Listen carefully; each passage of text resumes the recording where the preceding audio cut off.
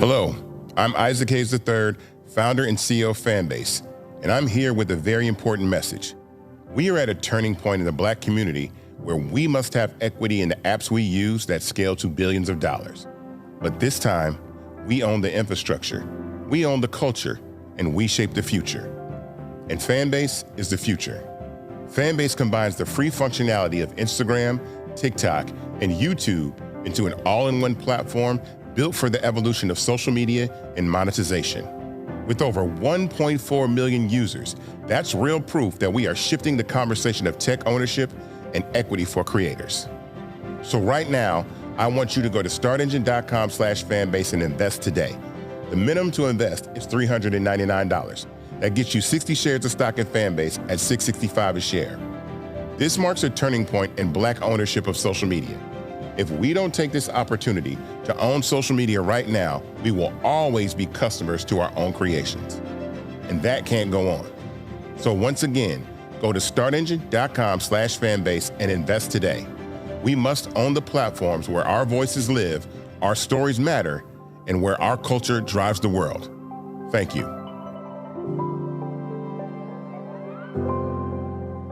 Folks, Black Star Network is here. I'm real revolutionary right now. Support this man, Black media. He makes sure that our stories are told. Thank you for being the voice of Black America, Roland. Stay Black. I love y'all. All momentum we have now, we have to keep this going. The video looks phenomenal. See, there's a difference between Black Star Network and Black-owned media and something like CNN. You can't be Black-owned media and be scared. It's time to be smart. Bring your eyeballs home. You dig?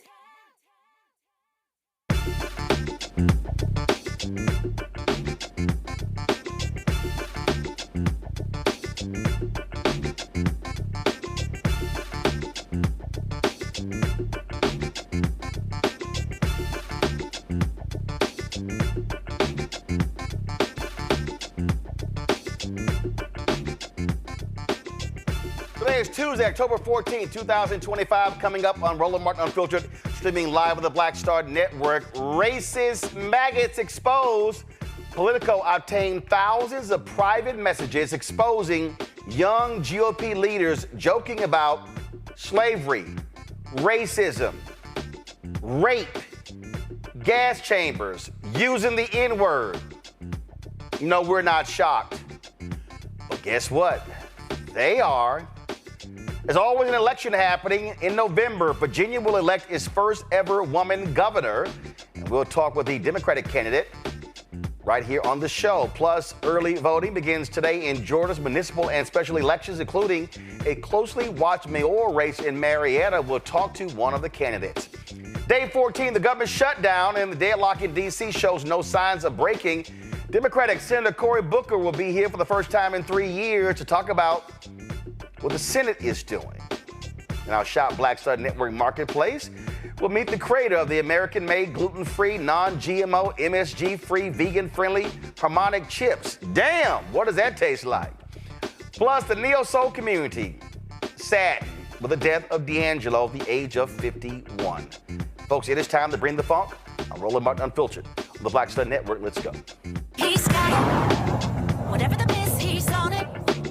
Whatever it is, he's got the scoop, the fact, the find. And when it breaks, he's right on time and it's rolling. Best believe he's knowing. Putting it down from sports to news to politics. With entertainment just for kicks, he's rolling. It's on go, roll, y'all. It's Roland Martin, yeah.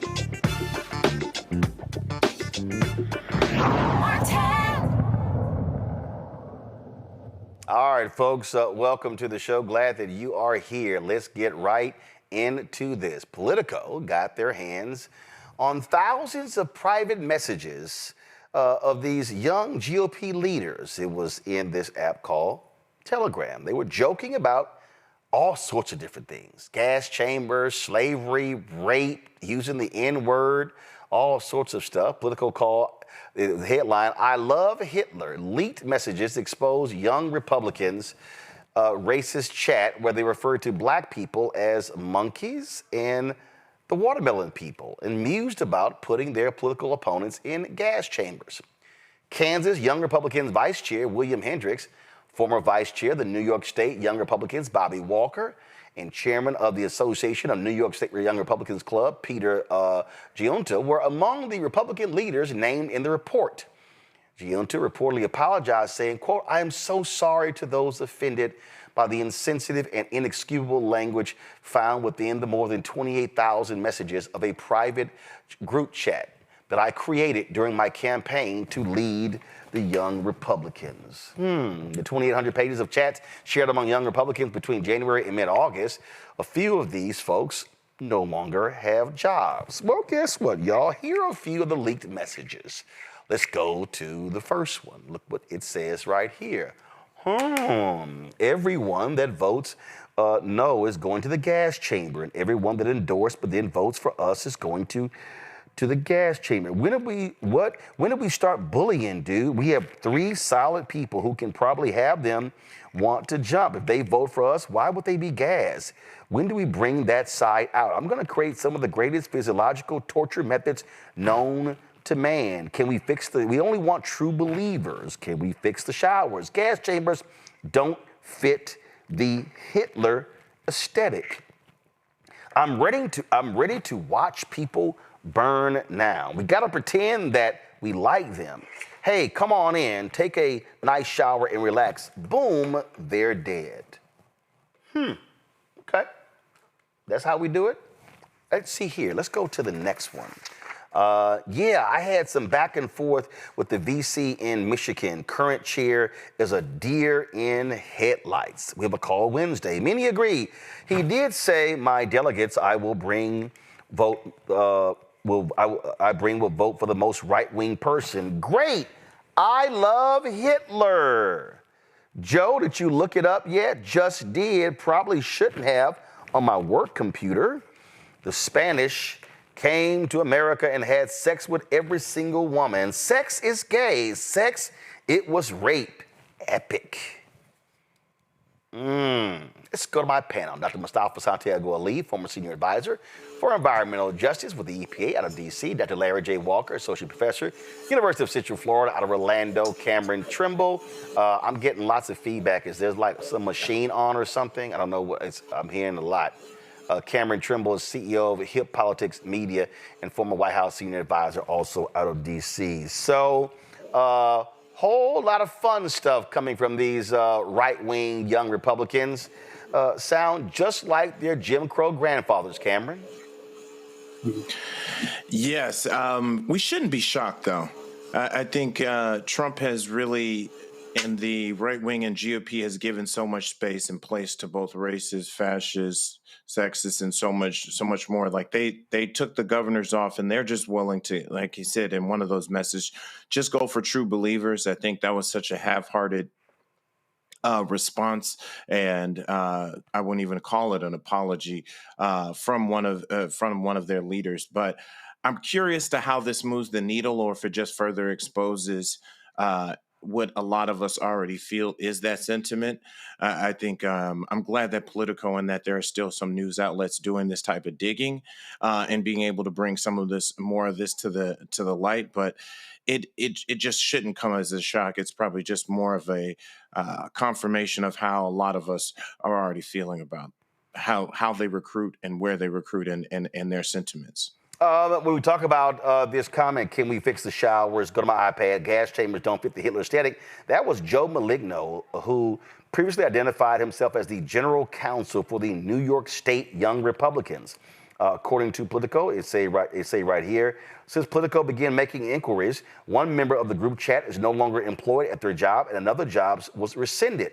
Prominent New York Republicans, including Representative Elise Stefanik and State Senate Minority Leader Rob Ortt, have denounced the chat, and festering resentments among young Republicans have now turned into public recriminations, including allegations of character assassination and extortion. And again, they found some 2,900 pages, and it was shared among a dozen millennial and Gen Z Republicans, chronicling their campaign to seize control of the National Young Republican Organization on a hardline pro-Donald Trump platform.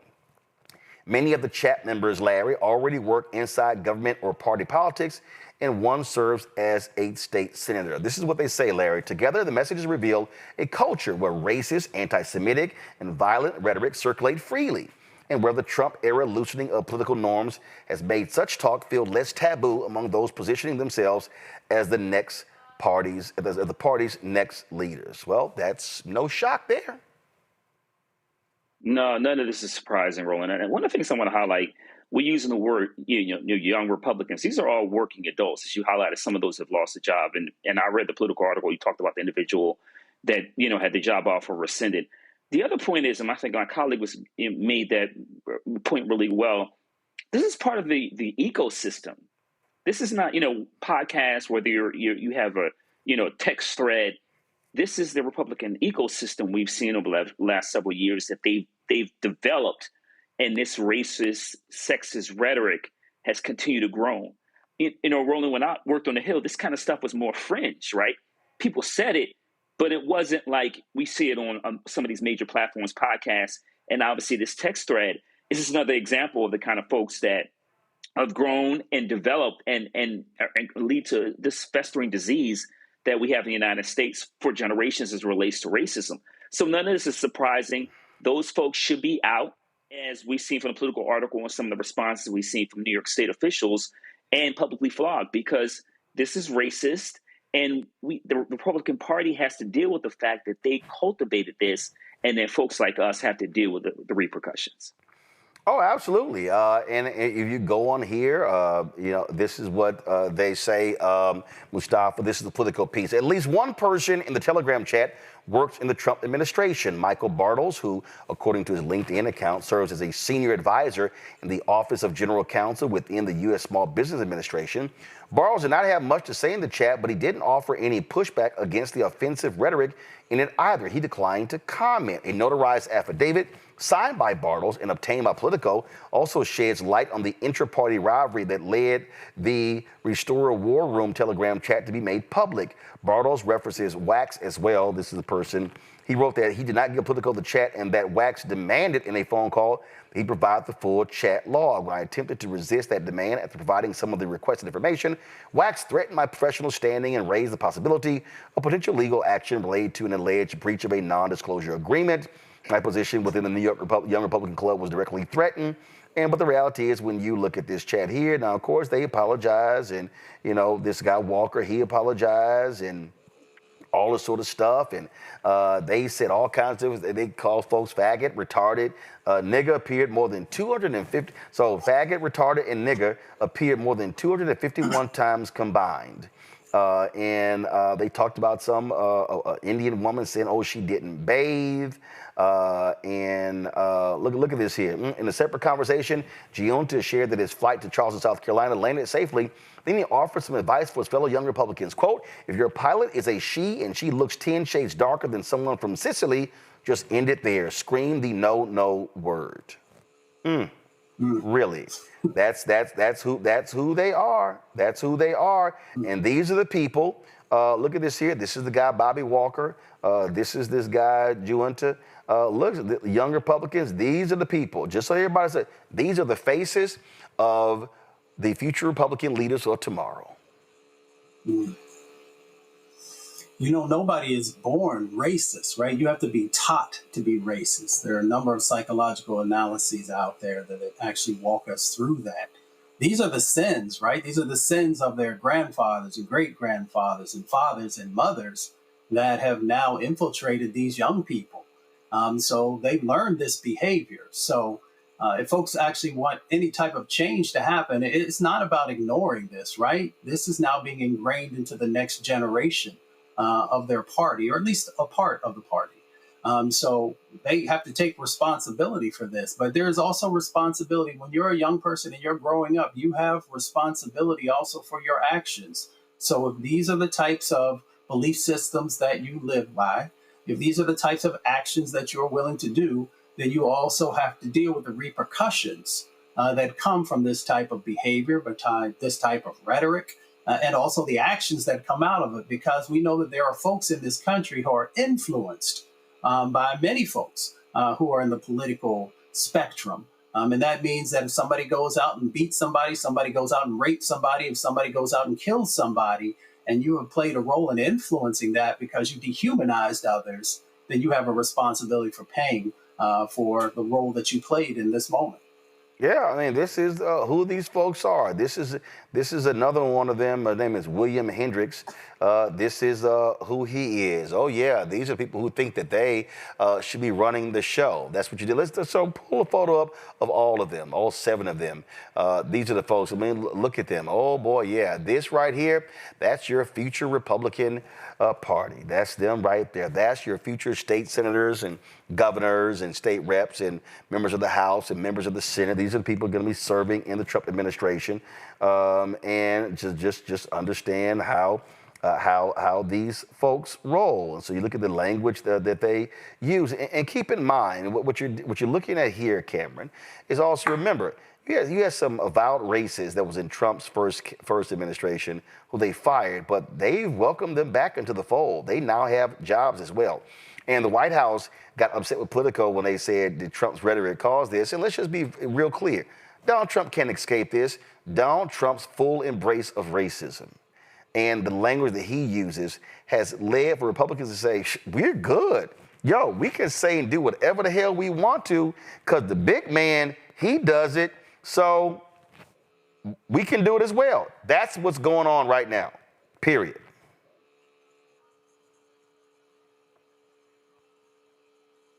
Cameron, how you hitting the mute button, bro? I didn't hit the mute button. My bad, bro. I'm not sure. Can you hear me? Cameron, anybody else that with you? No. So how'd you go on mute? That was an accident. Oh, but you hit the mute button. Yes. Don't be Noah 2.0. Come on. Thank you, Roland.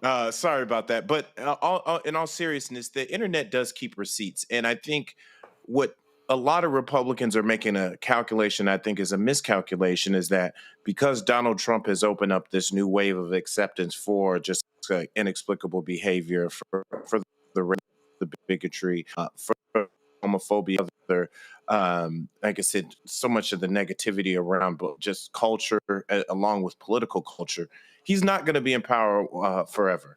I mean, as much as he would like to, I mean, he is creeping up on 80 years old. He's only got a few years left in his term, as long as we can make sure we vote him out. But the rest of the Republican Party, by welcoming all of this rhetoric and all of this, they're going to have to answer for this in future elections, or they're hoping they don't, but they will. And I think with these young kids and these young working adults, as it was stated earlier, have to be wary of is that just because all this is because they're in an environment now where it's okay, that doesn't mean it's going to be like that in the future. And I do hope future leaders, future opposition, future candidates, wherever they may find Cory here, like that they hold them to account moving forward. Listen, it's no longer taboo, Larry. The Republican Party, they ain't got no problem. You can be racist, you can say stuff. They're like, cool, promotion. Yeah, there's no standard and there's no bottom. And we're just a couple months into the administration. Unfortunately, Roland, we'll be talking about this for the next couple of years in terms of this won't be the last story like this. And I imagine that those stories that we talk about in the future would be far worse. But you're right. In the past, under maybe someone like, George Bush Jr., et cetera, these individuals would never have a path back into the Republican Party. But they'll take some time off. In a couple months, they'll get rehired by some consulting firm, and you'll find that they'll do a pity tour and say they're sorry, and they'll blame it on woke culture and whatever else. We've seen this playbook play out time and time again, but they won't be far from being embraced by the same individuals who, openly, Roland, from we see every day, federal officials who make it really clear about how they feel about Black folks and other groups. So, I don't feel sorry for the people, but they'll be back, and some of them will certainly at some point be elected officials, which also once again goes back to my point about there is no floor. Mustafa. You can't have a thriving 21st century nation when it is fueled by hate and bigotry, racism, all the various isms that are out there. And we have a number of other countries that are literally knocking on the door, trying to be the leader on the planet. So these folks really need to understand that in this 21st century, we need to leave those sins in the past. We don't need to bring them forward, especially young people. The weight is too much, and it will stop you from ever truly having a country that lives up to the values and the words that have been put out there for folks as a guidepost. Absolutely. All right, folks, I got to go to a break. We come back more on Roland Martin Unfiltered right here on the Black Star Network.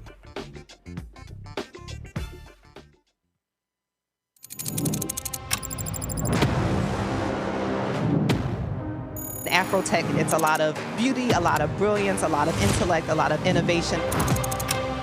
Companies that are most diverse are more profitable.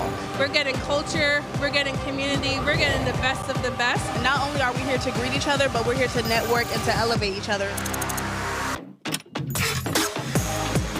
Everybody from all the major tech companies here, and that means that now everybody's in the same domain.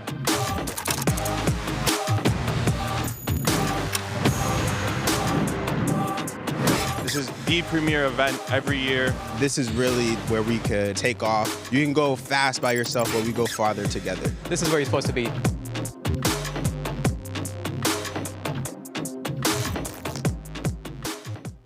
The original No Kings protest was 250 years ago. Americans decided they didn't want to live under the rule of King George III. They declared their independence and fought a bloody war for democracy. We've had 2.5 centuries of democracy since then, often challenging, sometimes messy, always essential. And we've fought in 2 world wars to preserve it. Now we have a would-be king who wants to take it away, King Donald I. Fuck that. We're rising up again this time, non-violently, raising our voices to declare no kings. I'm Robert De Niro, asking you to stand up and be counted in the nationwide No Kings protest on October 18th. Visit nokings.org to find, volunteer, or host a protest near you. We're all in this together, indivisible, with liberty and justice for all. Hello, I'm Bishop T.D. Jakes, and you're watching Roland Martin Unfiltered.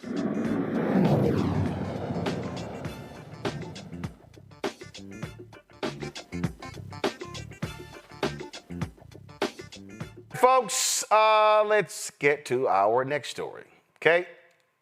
It's day 14 of the government shutdown. Deadlock in D.C., no signs of breaking. The Senate just returned this evening for its 8th vote on a House-passed funding bill. Republicans need Democrats' help to meet the 60-vote threshold. Democrats are holding firm on extending health insurance tax credits. Democratic House leader Hakeem Jeffries slammed Republican leadership for keeping the House out of session, saying Democrats are ready to talk, but there has to be a willingness among Republicans to actually have a conversation. Legislative session. This is day 14 of the Trump Republican shutdown. House Democrats and Senate Democrats remain committed to finding a bipartisan path forward to reopen the government, enact a spending agreement that actually meets the needs of the American people and addresses the Republican health care crisis. The American people know that Republicans have shut the government down because of their unwillingness to provide health care to everyday Americans, working class Americans, and middle class Americans. The Republicans have created a health care crisis that is devastating people all across the country. Working class America, rural America, urban America, small town America, the heartland of America, and black and brown communities all throughout America. That Republican healthcare crisis includes, but is not limited to, the largest cut to Medicaid in American history, hospitals, nursing homes, and community-based health centers closing all throughout the country because of what Republicans did in their one big ugly bill, The country faces a possible $536 billion cut to Medicare if Congress doesn't act by the end of this year.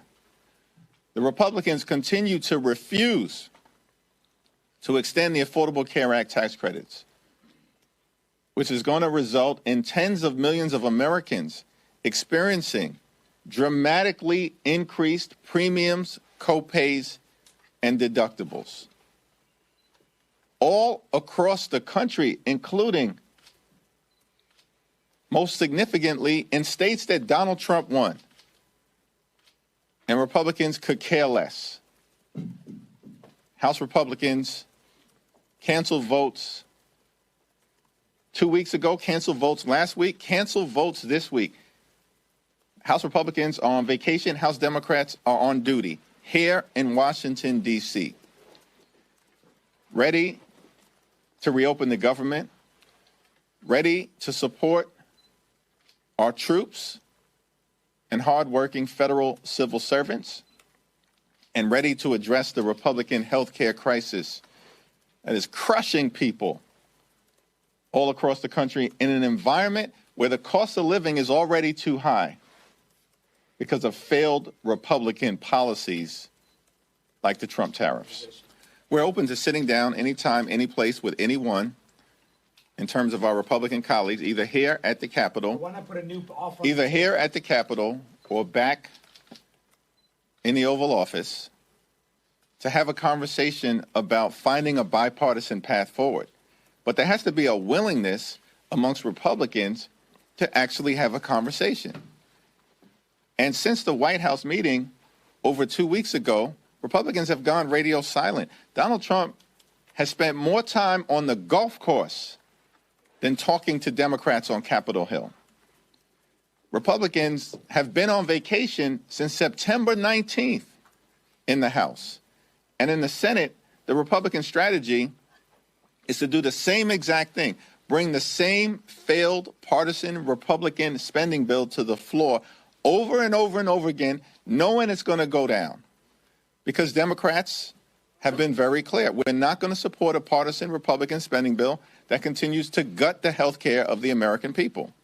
We are open about having a good faith discussion with our Republican colleagues to hear their ideas about reopening the government while at the same time decisively addressing the Republican health care crisis. Now, folks, Senator Cory Booker is going to be joining us in the next hour, talk about what happened in the Senate. They did take a vote today. It was 50-44, so they will reconvene tomorrow. Let's go to you, Mustafa. I mean, listen, the Democrats are absolutely right where they are. You stand firm on this, and you make it clear. We're not going to bend. The Republicans have been trying to get the Democrats to bend to their will on every issue, and this is where they say, no, enough is enough. Yeah, exactly. I mean, we have a healthcare crisis, and the Republican Party is exacerbating that healthcare crisis. We've talked about the millions and millions of people who are uninsured and underinsured. I personally picked up the phone and talked to rural clinics and hospitals with the folks that I know there and asked them, how are things going? They're like, we're barely hanging on because of the cuts that happened before. So now, you know, they're literally on life support. Not only is democracy on life support across our country, but there literally are people who are on life support because they don't have the health care coverage they need. So why would the Republican Party take a chance in making sure that there were even less people in our country who have that critically needed health care coverage? So folks are doing the right thing and pushing this issue because it is literally a matter of life and death. It is. And Larry, healthcare is a fundamental issue. And listen, when you got Marjorie Taylor Greene telling Republicans, we going to get our asses kicked on this healthcare deal, she is sounding more sane every day. Now, she still is a bad-built, butch body, blonde, we know what Congresswoman Jasmine Crockett called her. But the bottom line is, they're sounding the alarm because they know they're going to be in trouble on this one. And so Democrats, this is where you don't back down. You go harder. Yeah, it's really important and been about time that the Democrats staying firm on this issue, Rolla. Listen, if in the beginning of next year, these subsidies are going to expire, and millions of Americans are going to lose their health insurance, and it would be a spiral. It was going to not only impact in terms of the economy, but it's also going to increase mortality rates. So, Roland, you're right. It is important for Democrats to stand strong on this issue, because it's a winnable issue. We see that from the polling, all the polling we've seen over the last 2 weeks or so. So they need to continue to fight on this issue.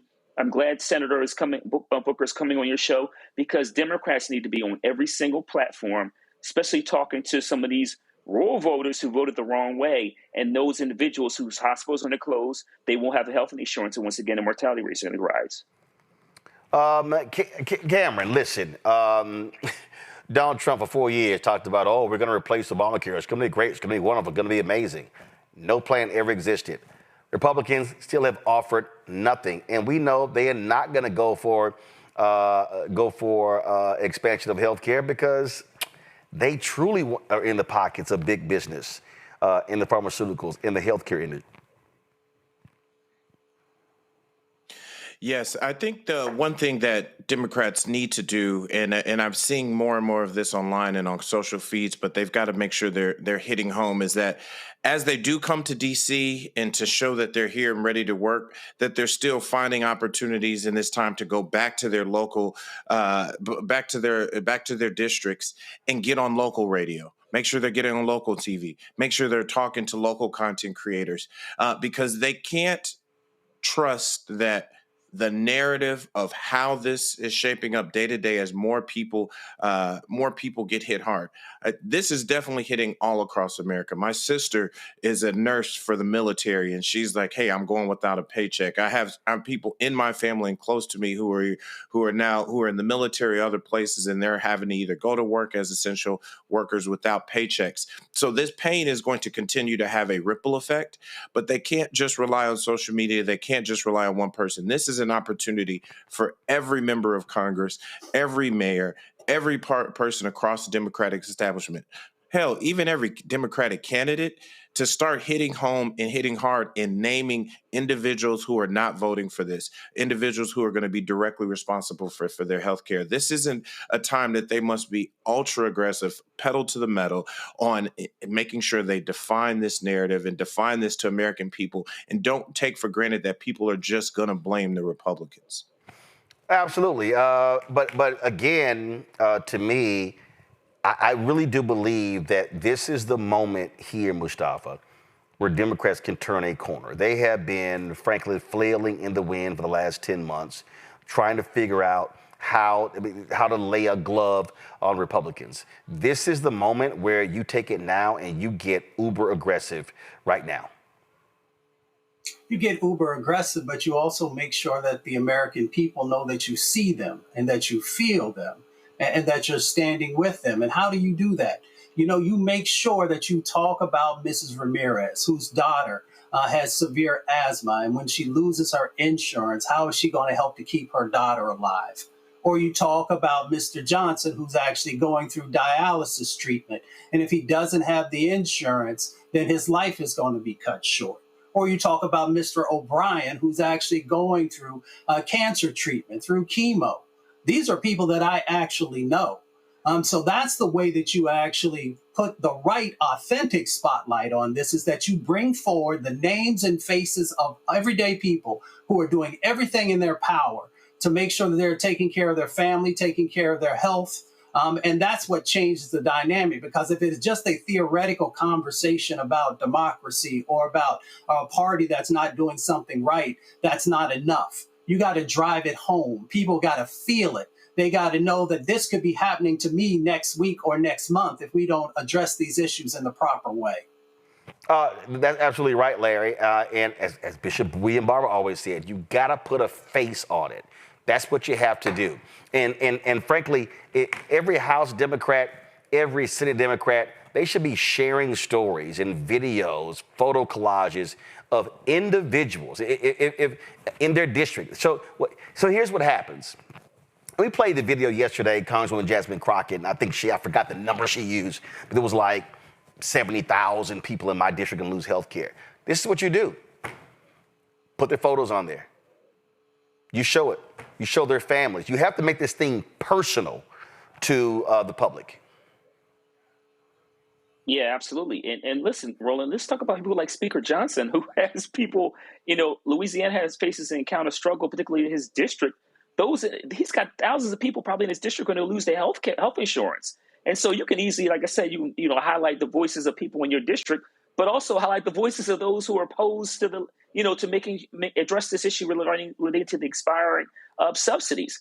But this is really, once again, the millions if you're rolling this, is really important to, like we said, highlight these personalized stories, run ads to talk about, like I said, the long-term impact it's going to have on these very specific people, those who are in the military, small business owners, those who are individuals, those taking care of people with disabilities, those who are just average Americans trying to make it, who are going to be negatively impacted. But Democrats have to stand strong. And it's obviously, we know it's hurting a lot of Americans in terms of the shutdown, those who are federal government. Got it. But this is a critical issue. Also, I got to go to my next guest, but the other piece, Cameron, they should be nailing it when it comes to young folks. The young folks should be impacted, Gen Z and millennials, because that's going to drive voters. All right, folks, speaking of driving voters, there's a general election taking place in Virginia. Huge critical election. You've got statewide positions where folks are running. You've got the gubernatorial race. You've got Democrats and Republicans battling who's going to control the House. Of course, 2 years ago, Democrats took control of the House, and that's how Don Scott, my alpha brother, became the Speaker of the House, first time an African-American in Virginia history. They're looking to hold on to the House. Of course, in the Senate, Democrats keep control of the Senate. The most powerful person there is Senator Louise Lucas, who controls the money. But now when it comes to the Virginia Democrat, the governor's race, you have two folks. Your Lieutenant Governor, Winsome Earl Sears, who is running on the Republican side against Democrat Abigail Spanberger. And joining us right now is Abigail Spanberger. Glad to have you here on Roland Martin Unfiltered. What immediately jumps out when we talk about these issues that we are facing, massive number of people in Virginia have lost their jobs because of the federal government cuts. African Americans, 1 in 5 federal workers, that's having a tremendous impact on black communities. More than 300,000 black women have lost jobs in this economy since January. What specifically are you looking to do to help government workers who have lost their jobs because of MAGA and Doge, but also just broadly African Americans who are being the tax on anti-DEI that's put a lot of black women and black people out of work? Well, Roland, I want to begin by thanking you. I know you're headed to Virginia very soon to campaign with Speaker Scott and support so many of our candidates who are running for the House of Delegates, incredible candidates who are going to flip their seats. And the issue that you are raising of, the first round of Doge and now the impact that we are feeling of Doge essentially 2.0 right now is devastating to Virginia's economy and to Virginians. And so before I get to the what am I going to do about it, the first piece of it is that right now we have a governor and a lieutenant governor who are saying nothing. Since January, when the assault on the federal workforce began, they have said nothing. They have justified it. They have said everybody loses their jobs from time to time. And they have not stood up for Virginians and for their livelihoods. And the impact, it has a significant ripple, a wave effect. It is federal workers. It is government contractors. It is small business owners. It's restaurant owners. It is people across our communities who have seen the chaos created by this administration, by Doge, and now by these additional waves, these punitive federal firings that the president is choosing to inflict upon so many federal workers in the middle of this shutdown. And the impact is enormous, and is disproportionately impacting Black women in particular. And so as governor, once I am in the seat November 4th as our election swearing in comes in January, it will be a priority for me to to support federal workers in their transition into the private sector or state public sector. When we say support, what does that mean? So, for instance, your counterpart in Maryland, Governor Wes Moore, they've been really hit hard, and they've been really proactive about placing federal workers in state jobs and others. And so, what specifically are we talking about? Well, and so looking at what Governor Moore has done is a tremendous and clear example of what actual leadership looks like in the face of attacks on your workforce. And so, as governor, I will, in some cases, copy and mirror the strong efforts of what it is that he is doing, ensuring that through the office of the governor that we are prioritizing and making both prioritizing the transition of fired federal employees into state service, where that might be their choice, but also ensuring that we are, supporting the transition of the workforce. And typically what that means is when recruiting businesses to Virginia, when working with large-scale employers within Virginia, ensuring that the Virginia Office of Economic Development, ensuring that the governor's office, that a future Secretary of Commerce are focused on using among them the many great benefits of bringing business and investments to Virginia is the fact that we have an incredible workforce that is mission driven, that is focused, that has a breadth of experience that frankly has been cast out of the workforce because of the Trump administration. And as someone who once, many years back left federal service myself, I was a CIA officer. The transition into the private sector can be a challenge. Everything from translating your resume into things that private sector employers may understand, to restarting the experience of going through a very different type of interview set. And so, in some of the ways, we have, in addition to strong examples to our neighbors from our neighbors in Maryland, we have the mechanics of it is we have strong programs for military veterans who are transitioning out of the military who face some of the same challenges. And, you also noted the attacks on DEI. We've seen that in Virginia, particularly initially began at Virginia Military Institute. Right. And so go to my iPad, you'll see the first black superintendent at VMI was forced out, and he said it was politics, not job performance. You've got Donald Trump, who in his administration constantly attacking the president of George Mason, Gregory Washington as well. And so if you're governor, what are you going to say to Donald Trump and his administration for their constant attacks on African Americans, but it also especially African American leaders in education? And African American leaders in education, whether it's General Wins or President Washington, and even President Ryan at UVA, who he's a white man, but he put in place important, valuable, really strong DEI policies in place and was forced out as a result. As governor, I'm going to stand up for the academic freedom of our institutions. As governor, I will make clear that that teaching our whole history, particularly in the Commonwealth of Virginia, is essential for the ability of all of our children and our citizens to understand, both the greatest triumphs and the greatest tragedies that have occurred within Virginia, and understanding our strengths, our greatest weaknesses, our greatest sins, and our greatest successes. And we have a governor who, at the high school level, has endeavored to erase any sort of, quote unquote, divisive history, which frankly is just history. And we have a governor who has not stood up for incredible leadership. You put the picture of General Wins up. Here's a man who attended Virginia Military Institute himself, went on to have a 30-plus year career in the United States Army, returned, kind of not necessarily seeing it was in his usual path, returned to VMI to lead the Institute at a particularly challenging time, and every year received performance related bonuses because he had brought up the numbers of recruits, right, had increased class size, was doing incredible things. And then when you look at Gregory Washington, the president at George Mason,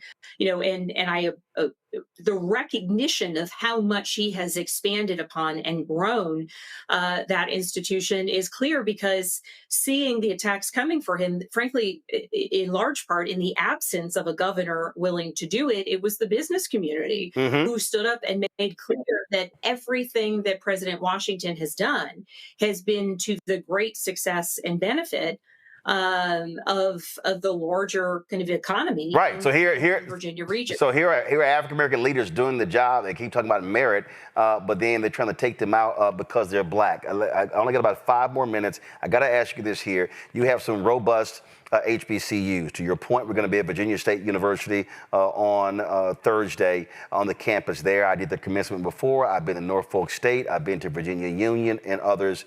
What plans do you have, specific plans for investment in these universities? When I travel to a lot of these HBCUs, when I look at facilities, look, University of Virginia looks a hell of a lot different than Virginia State, than Norfolk State. When I even in private HBCUs, and the reality is when we start talking about black doctors and black engineers and black lawyers, they're coming out of disproportionately HBCUs. Now they're going on to predominantly white institutions for graduate programs, but for what type of investment are we talking about if you are a governor that these HBCUs can expect to train the next generation of leaders? Beginning, and I'll just pivot back to this very quickly and then get to your question. During my time in Congress, I was on the HBCU caucus. I served on the Ag Committee, sat next to Congresswoman Alma Adams, who was the chair of that caucus. And we worked aggressively to ensure that we were pushing additional funds, particularly to the 1890s institutions that for years upon years upon years had been underfunded compared to the 1860s institutions. And now, given the experience and the breadth of the work, you're going to Virginia State. Virginia State is our land grant university. They are incredible. The president there, the dean of the agriculture department, everybody's fantastic. I hope you enjoy your time there. But we have seen what happens after decades and decades and decades of underinvestment, certainly not just in our land grant institutions, but in our HBCUs more broadly. As governor, I have already made a commitment to ensure and to aggressively work. And you mentioned Louise Lucas, who is the head of our Appropriations Committee in the Senate, and the leader of the Appropriations Committee in the House of Delegates. And don't forget the biggest supporter for HBCUs is a man from Virginia, Congressman Bobby Scott. He's responsible for, yes, Alma Adams, but your former colleague Bobby Scott deserves a lot of that credit for those billions going to HBCUs. Virginia's 3rd district.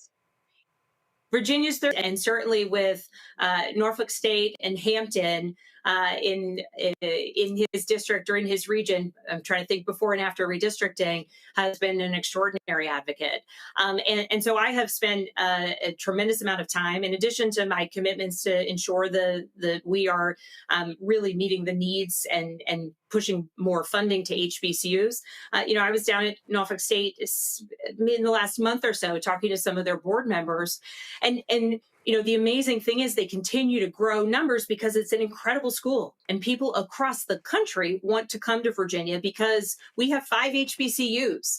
And they're incredible. We've got 2 publics, 3 privates. Yep. They're big, they're small, they're land grants, everything. But they are still putting students in hotels because they do not have the physical infrastructure. And that's happening at HBCUs around the country. Yep. And that's a real challenge. And so ensuring that we are seeing it both in the recognition of the value that they bring to Virginia. You look at the numbers of the members of our General Assembly. So many of our members of the General Assembly leadership are themselves graduates of HBCUs, either undergrad or later went back for graduate school.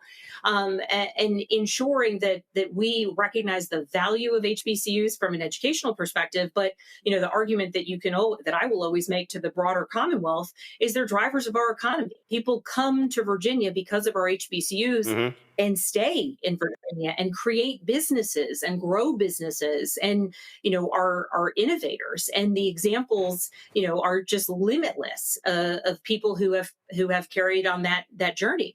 And ensuring that when someone arrives with a dream of going to Hampton or a dream of going to Virginia Union, that their experience from start to finish needs to be one that is one of success, because frankly, the presidents are doing the work, the professors are doing the work, and it's places where some of those state supports have fallen short in the past that make it so someone might transfer out, or they might leave what had otherwise been their dream school. And that's to the detriment of that student, to the detriment of the HBCUs, but I would argue to the detriment of kind of Virginia as a larger entity, and ultimately down the road an economy. Last question for you. Obviously, Democrats want to sweep all statewide seats.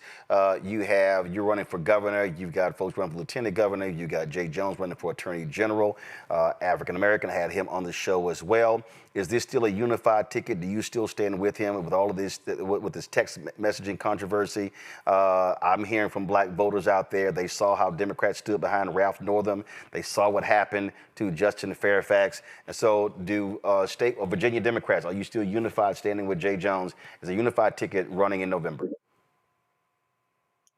Well, I would note, and this was some time ago, but at the time, there were many of us who had put calls on the governor then to step aside.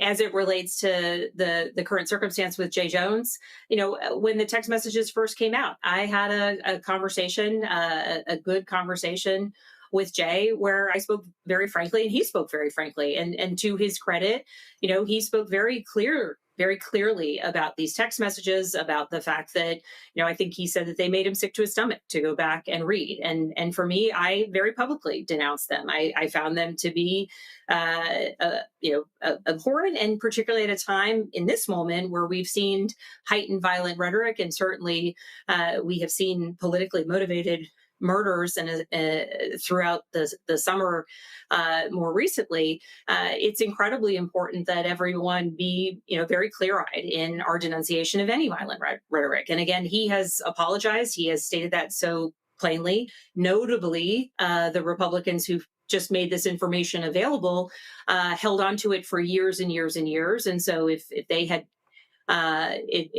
wanted to make this known earlier, I question their motives in waiting until October. And importantly, as I mentioned at the debate with my opponent, on the Democratic side of the aisle, we will denounce violent rhetoric, whether it is our friends or our political opponents who are uttering it. And importantly, on the other side of the opponent, or whether it's Jay's opponent, they will only denounce the violent rhetoric when it comes from Democrats. And even my opponent routinely calls me her enemy. And it's the type of rhetoric that I think, not to mention, of course, everything that the president says on a regular basis. Mm-hmm. And so, Virginia voters know what's at stake. We're all campaigning hard, and we're going to win, and we're going to sweep our statewide seats. We're going to flip all three of them.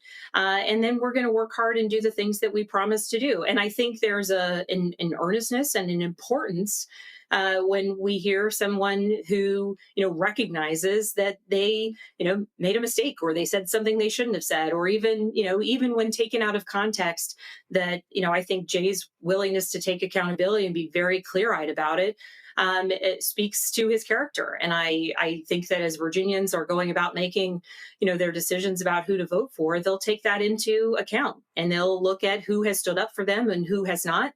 And the role of Attorney General is a decisive and important one. And so moving towards this November, I do believe we're going to flip all three seats. And I believe that Jay is doing the work of endeavoring to rebuild trust and to earn the trust of voters. And certainly, as we head towards November, I want to keep talking about my race. I know he wants to keep talking about his race, and Ghazala the same. And we want to ensure that we flip a number of the seats in the House of Delegates as well in the process. So I appreciate that. Last point, earlier you were mentioning HBCUs.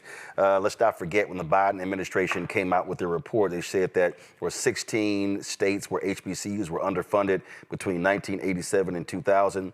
Virginia State is owed $277.5 million. The Virginia General Assembly needs to properly give them that money. That's money that they were cheated out of that went to other universities. So as opposed to any new money, that money should be repaid. So I would hope you will commit to that as governor for them to get it. And so the other states on here are Tennessee, North Carolina, Florida. I've been to a lot of them. Tennessee is $2.1 billion. But this is a perfect example of one of the reasons HBCUs have been underfunded, because they were cheated out of land grant money that was supposed to go to them that went to predominantly white institutions. So if you win, I hope that becomes a priority to put it in the budget for them to fund Virginia State and give them that money. That is a priority. And as you're going to Virginia State, I would say one more thing, just as an incredible example, I think, for the rest of the country. Virginia State and Virginia Tech in recent years have begun working together in a partnership that is extraordinary, that benefits Virginia Tech, that benefits Virginia State, and most importantly, benefits agricultural research across the Commonwealth of Virginia. And it is a model for the rest of the country. That is in no way to kind of look past the historical funding challenges that Virginia State has faced and the realities of what that means today. But I do think that Virginia State is an extraordinary example of what partnership between universities, between land-grant universities can be. And hopefully into the future, we'll see other states following that incredible example. We did cover tonight, but I'm definitely going to get to Black-owned businesses on Thursday. And that's also a huge priority of mine as well. And those state contracts, that's critically important. I would agree, particularly with all the attacks coming out of the administration in Washington. All right.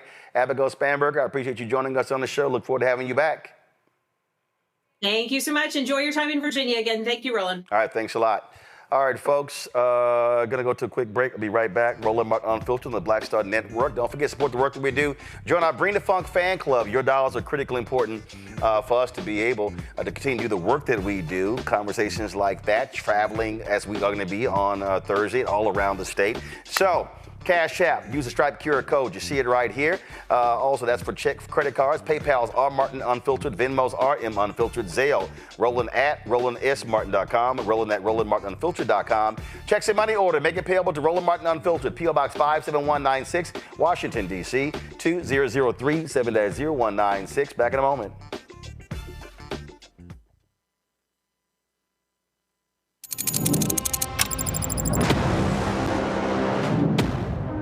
Afro Tech, it's a lot of beauty, a lot of brilliance, a lot of intellect, a lot of innovation. Companies that are most diverse are more profitable. We're getting culture, we're getting community, we're getting the best of the best. And not only are we here to greet each other, but we're here to network and to elevate each other. Everybody from all the major tech companies here, and that means that now everybody's in the same domain.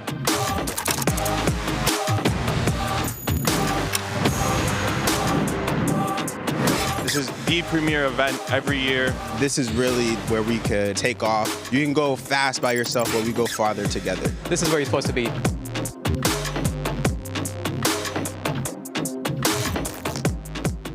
The original No Kings protest was 250 years ago. Americans decided they didn't want to live under the rule of King George III. They declared their independence and fought a bloody war for democracy. We've had 2.5 centuries of democracy since then.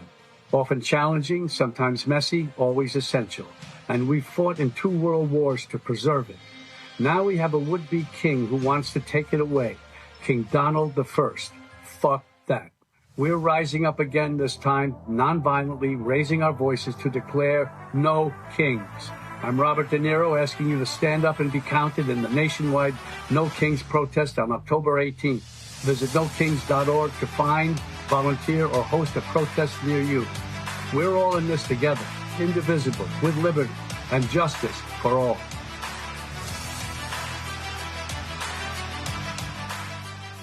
Hey, I'm Malcolm Lee, and you're watching Roland Martin Unfiltered.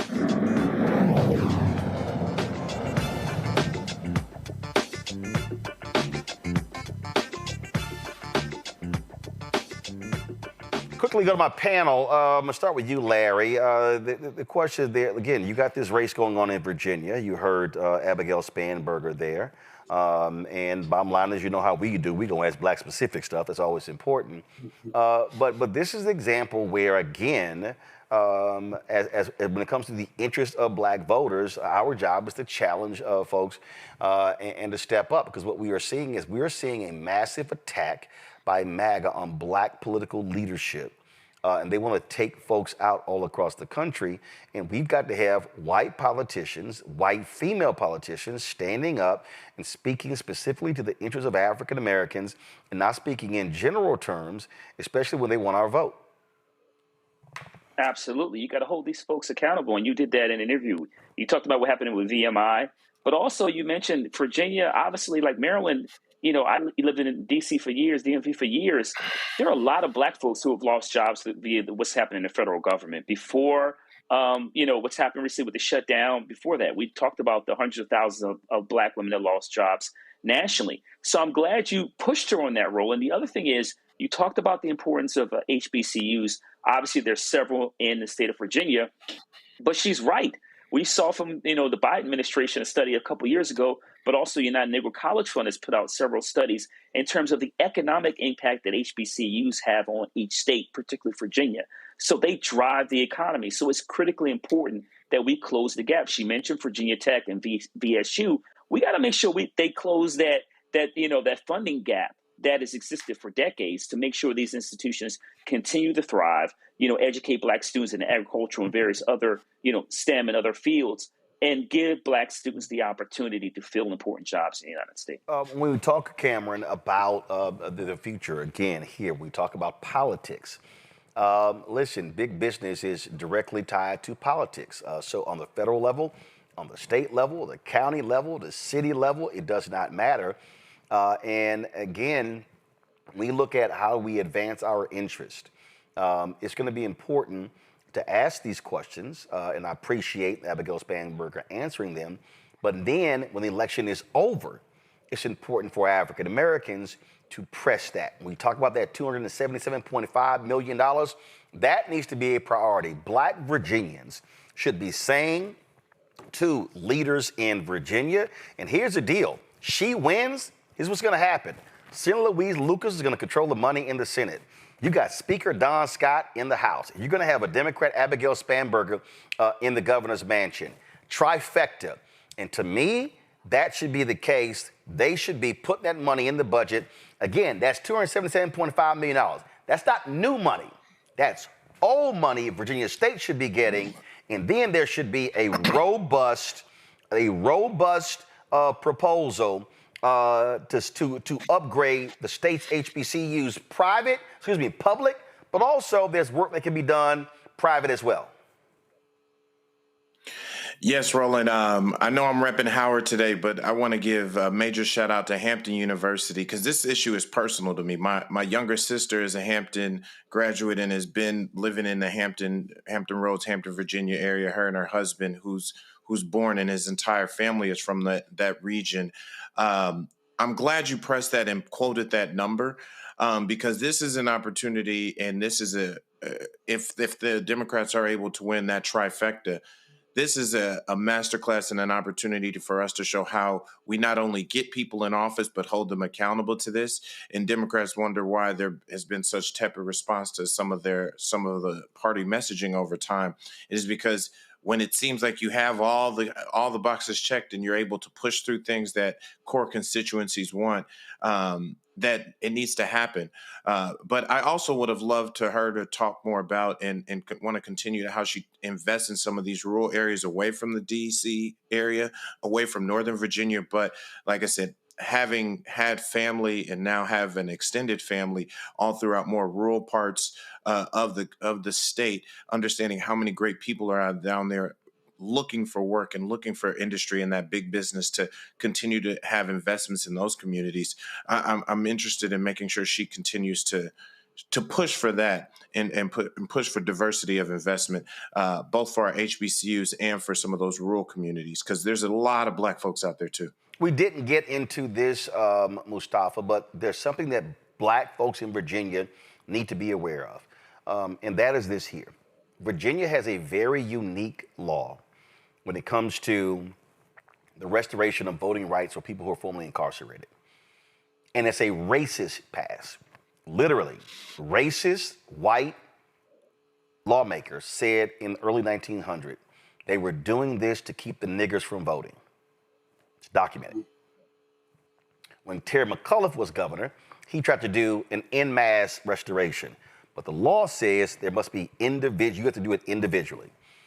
So they would just sign left and right. Now, the way the law works in Virginia, the legislature has to, they passed it in 2025. They have to pass it a second time in a successive year.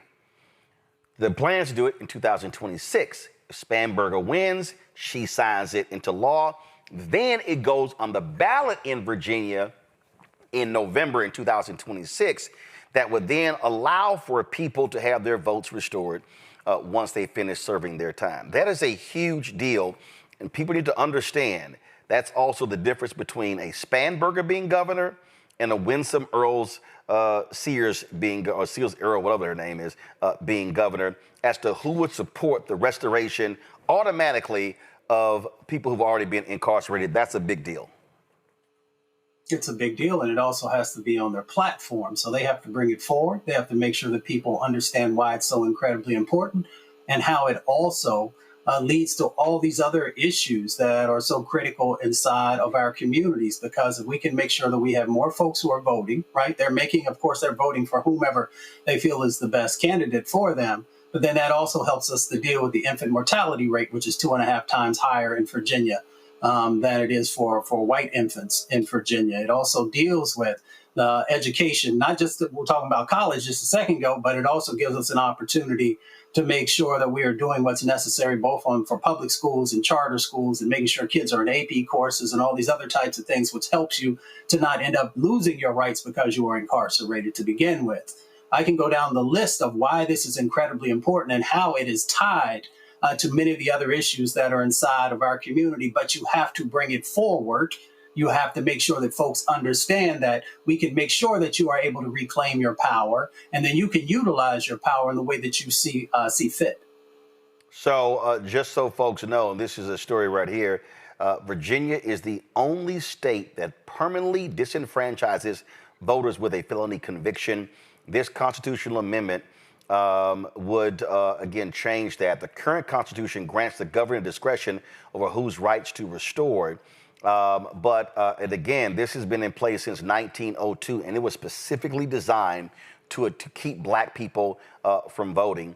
And Republican Governor Glenn Youngkin has been extremely slow at restoring the voting rights of people with a felony conviction, and this would change. And so when you go to the polls in Virginia, understand, where does Spanberger stand? Where does Winsome Earl Sears stand? That's going to be critically important to understand. And so I think that's one of the issues that people need to understand, why we have to vote, why we must maximize our power, because that is an absolute game changer. Let's talk about voting. Early voting began today in Georgia municipal and special elections, including a close watch mayoral race in Marietta.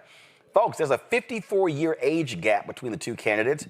You have 78-year-old incumbent Steve Thunder Tumlin and 24-year-old challenger Sam Foster. Tumlin, a lifelong Marietta resident, touting his record in education and fiscal management. Foster, an IT engineer and nonprofit founder, says it is time for new leadership, and he's focused on affordable housing, safer streets, and better public transit. The Gen Z challenger has actually outraised the longtime mayor. Sam Foster joins us now from Marietta. Glad to have you on the show. Sam, what was it? What was it specifically that caused you to say, you know what, it's time, I need to do this, I need to run to be mayor of my city? I see a lot of the decisions that the mayor of Marietta is making, and I started to notice that they don't represent the working class people who live in Marietta. I believe that we need to have leadership that is responsive to the people who actually live in the city, and it is time for us to have the right leadership in Marietta. Okay, so when you say, okay, it's time, what have you, and not representing the working class people, who would you say that the current mayor has been focused on? Give me examples, and how would you represent the working class folks in Marietta? So I would say that the mayor primarily is focused on what I would call appearances. In 2013, he spearheaded a project to buy up low-income multifamily housing on a road known as Franklin Gateway with a $68 million bond, and we destroyed all of that housing and drove out the low-income residents out of the city. He says that is his proudest project to date. He also says that if you make the city too affordable, you make it unlivable. So he has this pattern of advocating for appearances, tourism in our downtown area, while also wanting to drive out low-income residents out of our city, and he defines that as success. You say affordable housing. What is the state of housing in Marietta right now? So the median housing price in Marietta is around $500,000, and rent has nearly doubled in the past 10 years in Marietta as well. So housing, both renter and owner occupied, has become mostly unaffordable for regular people in Marietta. And we see that not only in Marietta, across the entire Metro Atlanta region and across the entire country. And so how would you make that change as mayor? What specifically? So there are a lot of laws that we have on the municipal level that make it harder for us to build housing. When we look at when a developer wants to come into the city and build housing, they have to go through all of these different steps in order to get to the point where they actually build that housing.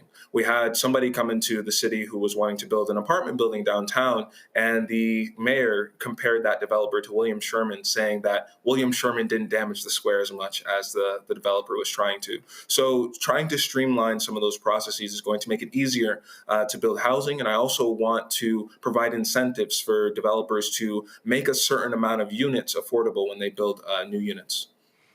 You say public transportation is a huge issue. You say better public transportation. Got it. How would you make it better?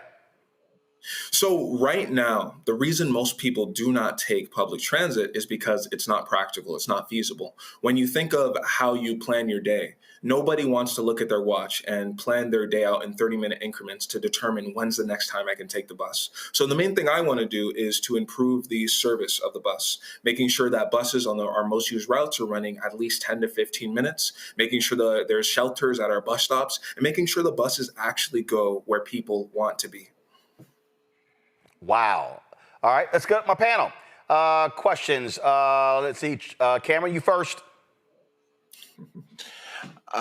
So good to see you, and good luck on this race.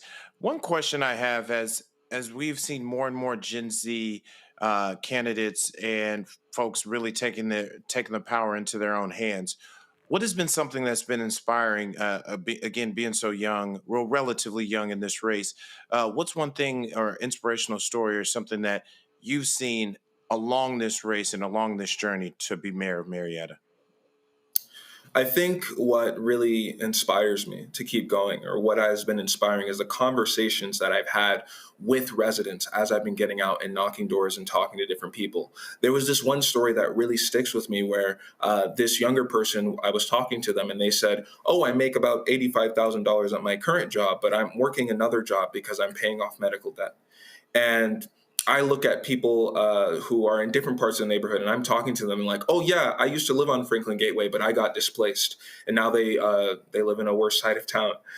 And those are the stories that keep me going. People who are not advocated for, people who don't have a voice, the stories we're not telling, because the mayor would like to have you think that everything's okay.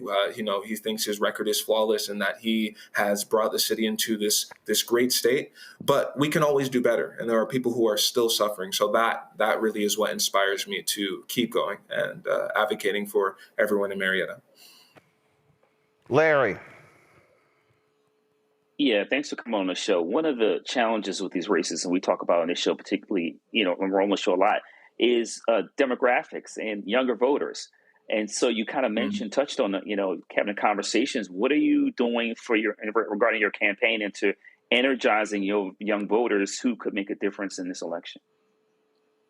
So we're really getting out there and knocking doors. That is the primary way we're going to be reaching voters. But we also have a very large social media presence, which was not something I intended to happen, but it ended up happening. And that has reached a lot of younger people. I've had a high school student, a senior, saying, you're going to be the first person I'm voting for, and they're 18. So really getting out there and directly reaching voters through texting, door knocking, all of the different methods of direct voter contact. That's what we're going for. And whether you're young or old, that's really how we're going to reach people. And guys, all right. We had a technical issue, so let's do this here. We're going to fix this real quick so he can finish answering Larry's question, then Mustafa's question. So let me go to a break. We'll be right back on Roland Martin Unfiltered on the Black Star Network.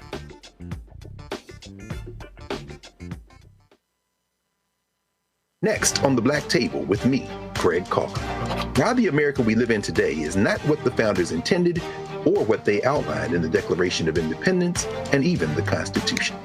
Professor and author Kermit Roosevelt will join us to talk about his book, The Nation That Never Was. How history was misinterpreted, the intent and realities of America's beginnings, and missed a much better story in the process. So if you have to pick some group to marginalize, I think it should be the people who are against equality. That's next on the Black Table, right here on the Black Star Network. If in this country right now, you have people get up in the morning and the only thing they can think about is how many people they can hurt, and they got the power, that's the time for mourning.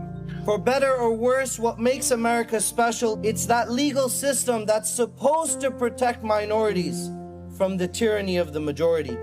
We are at a point of a moral emergency. We must raise a voice of outrage.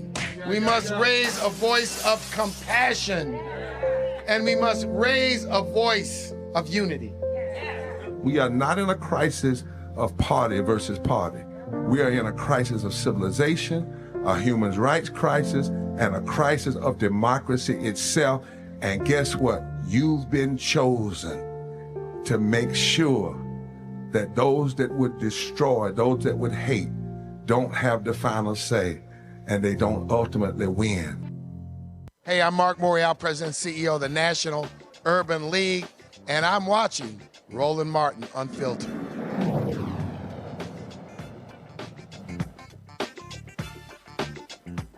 All right, Sam Foster, we have been back. Go ahead and finish answering the question, and then we will then take the final question.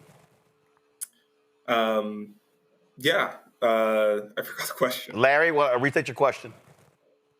Yeah, well, what are you doing to energize young people to come out and vote? Direct voter contact is the best way to reach people, young or old, and we're out there texting people, calling them, knocking on their doors, and we have a large social media presence, which was not my intention, but it ended up happening anyway, which has energized a lot of younger voters because a lot of them are on social media. Mustafa? Well, Brother Foster, congratulations on running. Appreciate seeing young people you taking the mantle up.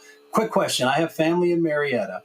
Do you have innovative or other ways that you are going to address the unhoused population who are there in the city?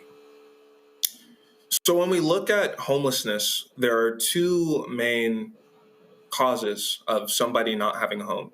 The biggest one is that they are not able to afford housing. So we need more initiatives to bring more affordable housing into the city. I was reading this article in the AJC about a mother who was discharged from the military and wasn't able to afford a home, but she applied for a voucher, but it took months for her to be able to actually access that voucher. So she was sleeping out of her car.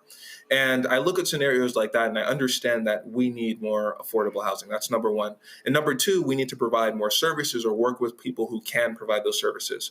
We don't have adequate services right now to deal with people who are struggling with drug addiction, people who are struggling with mental health issues. So what we see a lot is we are keeping people right where they are, but we're not able to lift them out of the situation that they're in. All right, then. Well, Sam, certainly good luck in this race, and we'll be watching to see what happens on Election Day. Thank you so much. All right, thanks a bunch. Folks, let's stay on politics. In North Carolina, Republicans have announced they are going to start gerrymandering races even further, abiding by Donald Trump. Excuse me. Donald Trump, of course, has been wanting Republicans to steal more seats because they are afraid they're going to lose the House next year. Now, Republicans have already gerrymandered the state. They're doing it again. They're allowed to do so because Republicans control the state Supreme Court. And so don't be surprised if they go after the seat of Congressman Don Davis, which is already a +2 Republican seat. They're going to make it a lot redder. And so that we're going to see that actually happen. So we'll be following what happens there in North Carolina. So lots of stuff going on. And so, folks, we got critical races happening all across the country. And so I just want us to be paying attention to recognize that these things absolutely matter. All right, quick break. We come back. We're going to talk about the passing of D'Angelo. Also, how's an organization celebrating Bill Russell, but they ignore Bill Russell's family? That's kind of dumb to me. We'll talk about that. Plus, we have Senator Cory Booker as well as our Marketplace segment. Real quick break, right back. Roland Martin Unfiltered on the Black Star Network.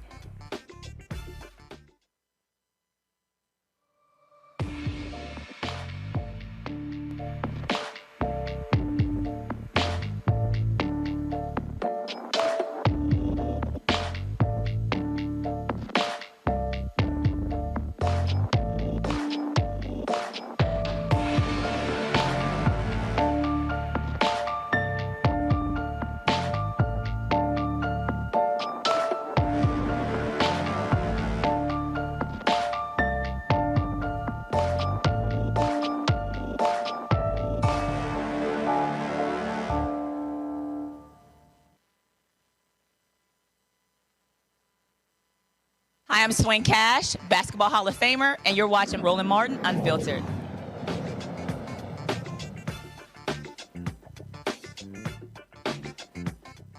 You know, I'm always confused when groups decide to honor somebody, but they don't include the family of the honoree when they've passed on. So, for instance, check this out. So there's a group called Mentor National. They're celebrating 35 years, and tonight they're having a gala in New York City.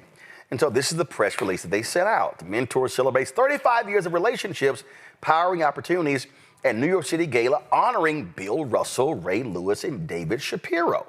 So you go through here and, you know, of course, Bill Russell, Hall of Famer, is a player and a coach.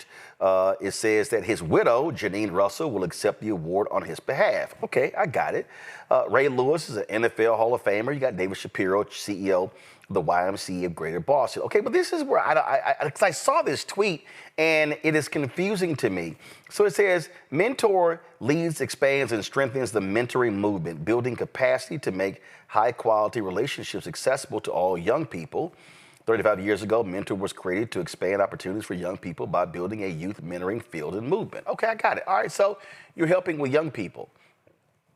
But then I saw this tweet, and I'm kind of like, this doesn't make any sense whatsoever. And so this is one of Bill Russell's children, Karen Russell. Look at this here. And again, it makes no sense to me, and I don't understand how you can be a youth organization and you are, you know, honoring Bill Russell, but then you don't actually include the children of Bill Russell. And you are, this is just crazy to me. So look at this. Karen Russell tweeted, in HBCU Celtic City, they used a Red Auerbach clip. When Red was asked why my father finally reconciled with Boston, Red said it was the power of his daughter. That daughter was me. In 1999, I partnered with my dad to retire his number publicly. I produced the Bill Russell tribute to benefit Mentor National, the first of many Team Russell joint projects. Just to be clear, I worked hard behind the scenes to make many of his greatest off-the-court honors possible, including but not limited to his public jersey retirement, his honorary degrees, the Medal of Freedom, the Bill Russell statue, and what he called his greatest gift. A private meeting, his hero Nelson Mandela, pictured here with his late wife Marilyn Russell, it took me years to arrange. Daddy earned every one of them. But to be clear, none of these post-career milestones would have happened without me. It was our family partnership. it says, then she writes, for decades, I volunteered mentor. My father and I helped turn mentoring into a national movement. Together, we created moments that brought people together and raised millions for young people. And so she goes on and she lays all these things out, all the great things that he did, the work that was involved. And then she says, one of the best parts of the Bill Russell statue are the quotes. Like my favorite, there are no other people's children except maybe us. I learned that Mentor National is honoring our dad and grandfather tonight and didn't include us. Stop erasing Black history. Now, I know Bill Russell's widow, Janine. I've talked to her, I've met her. But the reality is the Bill Russell legacy should be shared with all of his family members. Bill Russell has been honored. I was at the NBA All-Star game where they renamed, I think, the school after him, the gym. I couldn't attend it. They recently had a bridge being named after him as well. And then, you have all of these different things that have happened. And I get all of that. But this is all I'm saying. Bill Russell has children. Bill Russell has children that are still here. And if my parents, were being honored, and even if someone's parent had passed away or gotten divorced and they got remarried or whatever, if you're gonna honor someone, you still include the children. You just don't invite the widow. That's just me.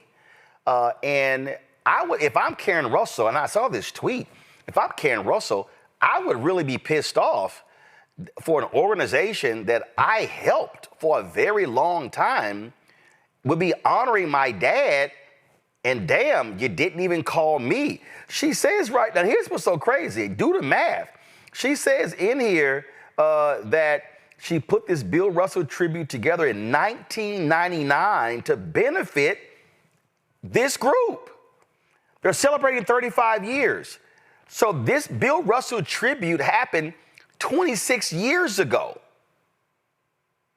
They were 6. So if I'm Karen Russell, yeah, I'm probably gonna be real pissed off for an organization that I helped put on the map with my dad, and then you honor my dad and you don't even invite me. That is insulting. So I don't know anything between the relationship between Janine Russell and Karen and her brother. I don't know. But this is what I will say this. If you are an organization, if you are the NBA, if you are dedicating a bridge in Boston, if you are something dealing with Bill Russell's school, if you're any group out there in America and you are trying to celebrate Bill Russell, you might want to include the Bill Russell family. And the Bill Russell family is not just his widow. The Bill Russell family is Bill Russell's widow, Bill Russell's children, Bill Russell's grandchildren. And if I was a child of Bill Russell, I would be insulted if my dad is constantly being honored and people act like I don't exist. That to me is wrong. It is wrong, it is wrong, it is wrong. And somebody needs to say it. I'll be right back. Roland Martin Unfiltered on the Black Star Network.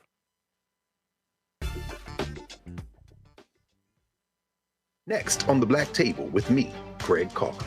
Why the America we live in today is not what the founders intended or what they outlined in the Declaration of Independence and even the Constitution.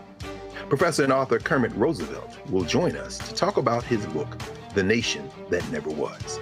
How history was misinterpreted, the intent and realities of America's beginnings, and missed a much better story in the process. So if you have to pick some group to marginalize, I think it should be the people who are against equality. That's next on the Black Table, right here on the Black Star Network. What's up? It's the MCEO Talib Kweli. You are checking out Roland Martin Unfiltered.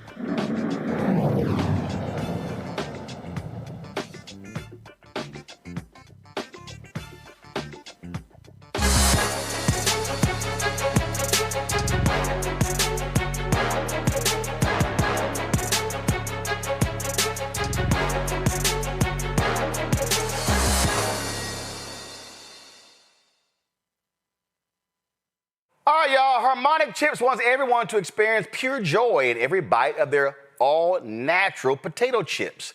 These are American-made. They are gluten-free, non-GMO, contain no MSG, and are vegan-friendly. Founded by Quanyata Benson, Harmonic Chips is a woman-owned company committed to creating delicious flavors that evoke happy memories. Quanyata joins us now from Snellville, Georgia. All right, so where these things start? Were you just hungry one damn night and you were like, I am not feeling these chips or the snacks, they ain't right for me. What happened? Well, it basically started my grandkids. My grandchildren are, inspiration for you got grandkids. That I do. Yes, How yes, many? I have two. You got two grandkids? I would never thought that, girl. Go on, keep going. So basically, with their snacks and all of those things, I wanted them to be able to have something that was filling as well as good for them as well. And then I wanted to be able to do something like I did with my grandmother, when she was alive, something that we could share and have some good memories about. Okay, so what? You were just sitting in the crib. It was like, you know what? I want my own damn chips. Okay, like how did we get there? Well, it started with a conversation with my husband.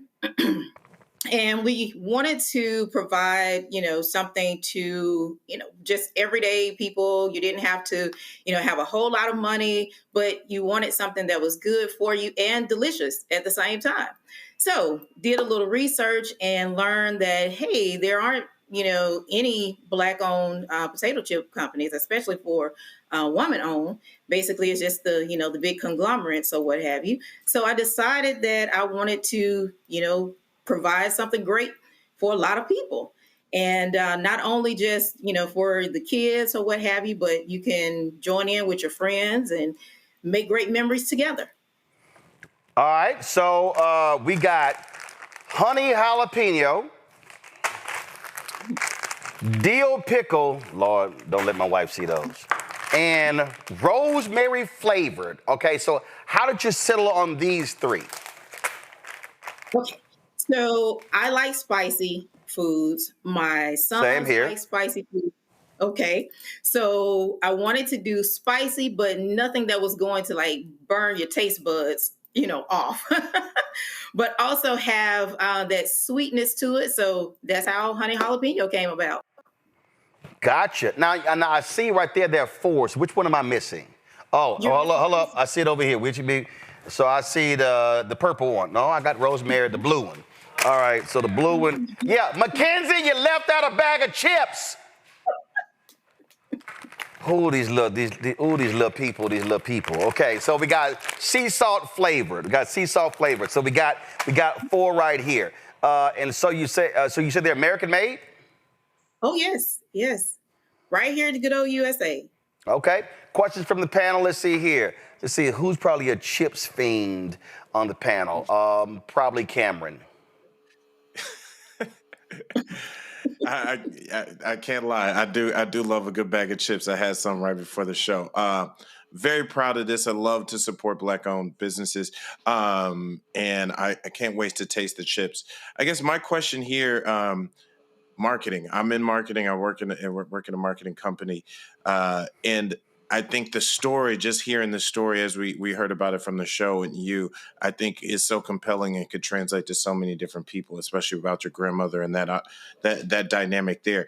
How are you going about selling the story of the chips and selling the story of, like I said, all the vegan and all the different the attributes of the chips, in addition to them just tasting good? How are you going about your marketing effort to really find your customers? Okay. So definitely socials. I mean, you can't do anything. I feel like you can't have a successful business without tapping into social media. So we're definitely, we have a social media presence. We're doing some online marketing as well. We also, have a lot of people giving reviews and so forth. We are in the Atlanta airport, so we're getting foot traffic that way as well. And, just trying to do utilizing every avenue possible to get the word out. Cool. Larry. Yeah, I'm a big chips person also. So question I have is in terms of what kind of growth are you expecting over the next few years?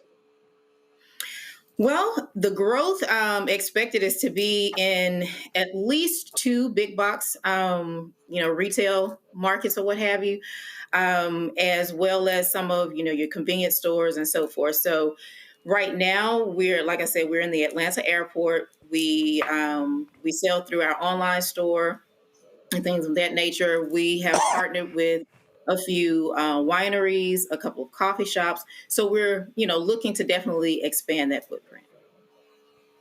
Mustafa. Yeah, well, congratulations so far on all the success. In our community, we have to deal with high blood pressure and a number of other things. So I noticed in some of the material I read that you talk about clean ingredients, you talk about no junk. I really appreciated that language. Could you unpack that for the viewers? Okay, so a lot of times the first thing you will notice when I say junk, if you read the label, you'll see a lot of words that you really can't pronounce and those types of things. For me, that's the first sign that, hey, there's a lot of fillers or preservatives and so forth.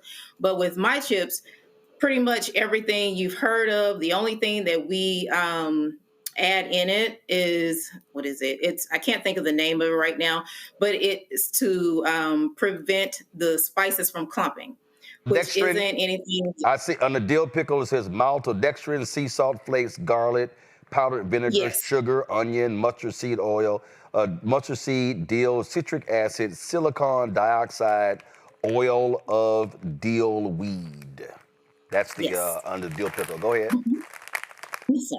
So, like I said, we want to use all natural ingredients and everything. So that way you're not feeling guilty when you're, if you go through an entire bag, because, hey, these are some of the same spices that you have in your cabinet already. Mm-hmm. So, it's kind of like, having a good meal, if you will, right in a bag, right in a potato chip bag. So that's what we're trying to do, provide some options, again, that's delicious as well as, not harmful to, just your everyday life.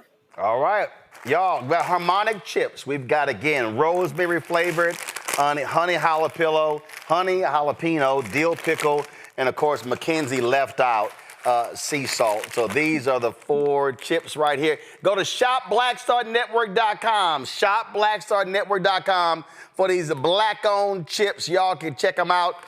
Again, these eat your taste buds and see if y'all buy these up like crazy, and they can come out with some other flavors as well. Quanietta, I appreciate it. Thanks a lot.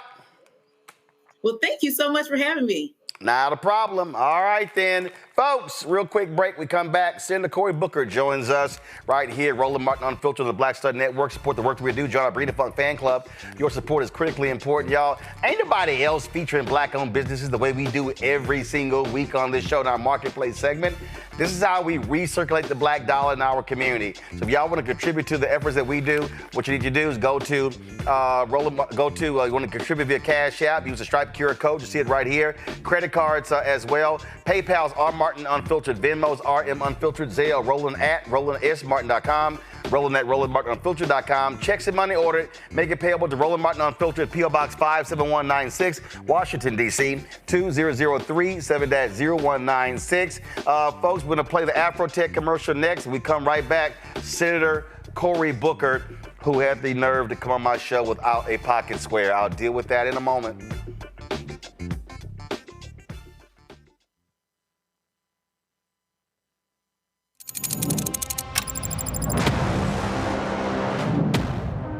Afro Tech, it's a lot of beauty, a lot of brilliance, a lot of intellect, a lot of innovation. Companies that are most diverse are more profitable. We're getting culture, we're getting community, we're getting the best of the best. And not only are we here to greet each other, but we're here to network and to elevate each other. Everybody from all the major tech companies here, and that means that now everybody's in the same domain.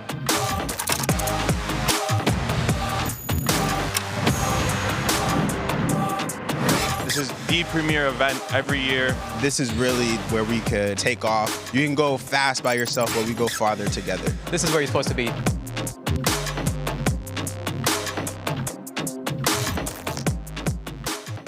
Melanie Campbell, National Coalition on Black Civic Participation and Black Women's Roundtable.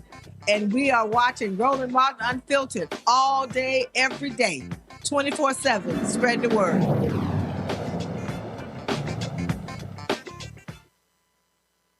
Folks, as we said in the last hour, the government shutdown continues. Senate Democrats and House Democrats have remained firm on the issue of health care. The Senate voted tonight on the issue. They, of course, it was 50 to 44 vote. So they'll reconvene tomorrow. Joining us right now, Senator Cory Booker. Senator, glad to have you on the show. Man, it's been too long. Last time you were here 3 years ago. So we got to do this a lot more often. Hold on, Roland. We know each other a long time. I just got to call you out on it. Why do you need Roland Martin Unfiltered? I have never met you. Easy. You were filtered. I've never met you when you were filtered. You were always unfiltered. Right, but it's for the people who don't know me and the people who I can't text on their cell phone because some people keep changing their number. I have never dodged you, man. I will give you my new number. Yes. Not if you're live on the air. but obviously not live on the air, duh. But you know, you gotta say Roland Martin Unfiltered because not everybody know a brother. You know, I meet new people every day. This is why I appreciate you because you and I don't hope I don't call you out by calling you a friend, but you're the kind of friend I love because you're the one that will always tell me the truth, even if it's uncomfortable. Absolutely, such as you ain't wearing a pocket square, or are you? What are you doing? What's up?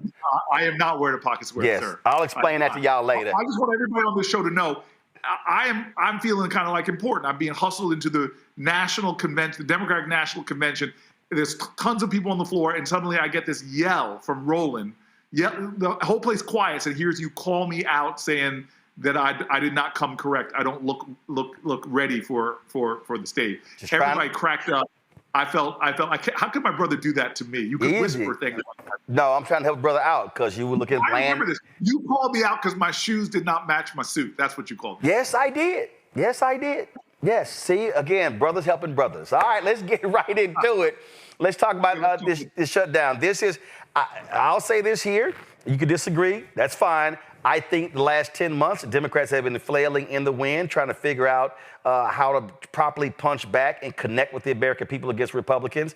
I believe with this government shutdown, which I support, in that the fight over health care is a fundamental issue. And based upon polling data, it seems that Democrats have gotten their sea legs and people are responding to calling out Republicans on this very issue. And it is one that Democrats should stay healed. They should absolutely not give an inch on. First of all, I just want you to know this is a real issue for Americans. We're going to see this twin tsunami that Republicans unleashed. The first is they attacked Medicaid. That's going to hit at the end of next year.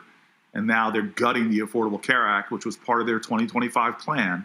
Their Project 2025 plan is going to gut the Affordable Care Act subsidies. The combined losses will be in the many, many millions, but more savagely, in addition to millions losing their health insurance, millions and millions more, multiples more, will see their premiums skyrocket. And what that means for Americans is a lot of pain at a time that everything else is going up. The cost of energy, the cost of groceries, the cost of gasoline. And so Donald Trump, who promised to lower costs on day one, has done nothing but the opposite. And so Democrats have drawn a line and said, listen, if you want our votes and you need our votes, you control the House, the Senate, and the White House. But your responsibility is to pass a budget. You are not going to get our votes unless you do something about this crisis of your creation that's going to cause pain to tens of millions of Americans. And what we're seeing a lot more robust talking on this, communicating. And go live to my iPad right now. Congresswoman Jasmine Crockett is live on YouTube with her quarterly update on this government shutdown. We're seeing the messaging absolutely improve. I actually saw a lot of people, frankly, saying that a video that Senator Chuck Schumer put out was an excellent video. Hadn't heard that all year. And so Take us inside. You know, was there a coming to Jesus moment to get Democrats to understand that they've got to communicate better with the people to understand what is going on and not sort of talk at 30,000 feet in Capitol Hill language? Well, look, I went to Chuck, and you know this, last Congress rather, and said Democrats have a problem. They don't realize that most Americans get their media through their handheld devices. And I asked him to give me the job of trying to get my caucus to communicate more effectively on these digital platforms. And I have to say, my caucus took to it in an extremely incredible way. Like, you had people starting accounts, putting themselves on accounts, learning the best ways to communicate on these platforms, be creative in their making of videos, work with creators and influencers. We have seen the amount of engagement that Democratic caucus, the 47 of us, have online go up fivefold. Millions and millions more followers. For the first time, we passed Republican senators in the amount of engagement we're getting online. And so this storm, this healthcare crisis, hit at the right time where Democrats really have been peaking in their ability to communicate. And I'm very glad to see millions and millions of people engaging with senators in a direct way on their platforms, where senators are laying it plain that Donald Trump is coming after your health care. Donald Trump is going to raise your health care costs for many people, doubling your premiums. That Donald Trump, who gave tax cuts to the wealthiest of Americans, all while raiding your subsidies and resources you have for your family. This is a president that clearly works for millionaires and billionaires, and no hating on them, but he's working against working people, and we're seeing it in everything, especially right now, we're seeing it in healthcare. When we talk about what we're seeing, I did a video back in January after the inauguration that I said what we're seeing right now is a massive effort to defund Black America from Donald Trump and these MAGA folks. They are attacking every single thing. They're attacking Black education. They're attacking books. They're forcing companies to pull back billions of dollars in DEI commitments. They are attacking, look at 300,000 Black women out of jobs. You look at Black men, Black youth out of jobs. You look at the attack on everything. And what we are seeing, this is real. This is a significant threat to the future of Black America. And I'll tell you, Senator, and I had text your old number, then your staff was monitoring. I was really pissed off when you had one of your colleagues, Senator Eric Schmidt, who gave what I call one of the most racist speeches ever, where he gave a speech to Peter Thiel's group that said that essentially this country is ours. Our ancestors founded it for us and only for us. And it was, I hit a number of Democrats who didn't say anything. We are dealing with people who do not want Black and brown people in this country. And the attack on Black and brown people is clear from Republicans. So I'm going to say this very plainly. Black folks have been at the center of every movement for social justice, for economic opportunity, for healthcare, for strength. I mean, you look at our history, Black people have been a part of making America, America for more people, not just Black people, but from the labor movement to the suffrage movement. You see African Americans at the center of making America live up to its promise for more Americans. And so this idea that we are divisible, that we could separate Black folks from America is outrageous. And I'm seeing exactly like you said, you ran through the data very quick, but Black unemployment, the attack on Black artists and Black writers, the firing of Black employees from federal jobs who've been there, career employees, for trumped up reasons. When he got rid of the head librarian, the first time it had ever been a Black woman, saying that she was putting inappropriate materials out for lending to children when the Library of Congress doesn't even lend to children. It's a reality that just is painful. So I mean, look, trying to fire the Black president at George Mason, who's been doing a hell of a job. I mean, I mean, they are going after Black folks left and right. But I want to say this again. James Baldwin said this so eloquently when they came after Angela Davis wrongfully. He said, if they come for you in the morning, then they're going to come for me at night. So understand that what Donald Trump is doing is a threat to everyone. What he's doing in immigration is a threat to everyone. What he's doing to free speech is a threat to everyone. Black folks are a canary in the coal mine. And his attacks on African Americans is an attack on the Constitution itself. And when you erode the rights of some people, you affect the rights of all people. And we've got to understand in this country more than ever that we're all in this together. And a president who singles out black folk in the way that he's doing, that literally comes after our communities, our culture, our artists, our scientists, our engineers, our universities. When he comes after black folks like he is doing, he is threatening the well-being, not just of blacks, but of all of America. But they don't think it's all of us. They do believe it's for them. I talked about this last month, and I played the whole speech. This is just 1 minute and 36 seconds. And listen, a lot of Democrats wouldn't touch it. The CBC put out a small statement. It was no big deal. I don't know if the DNC did anything. I hit Ken Martin about it. But when I saw this, and I said, wait a minute, this is a sitting United States senator.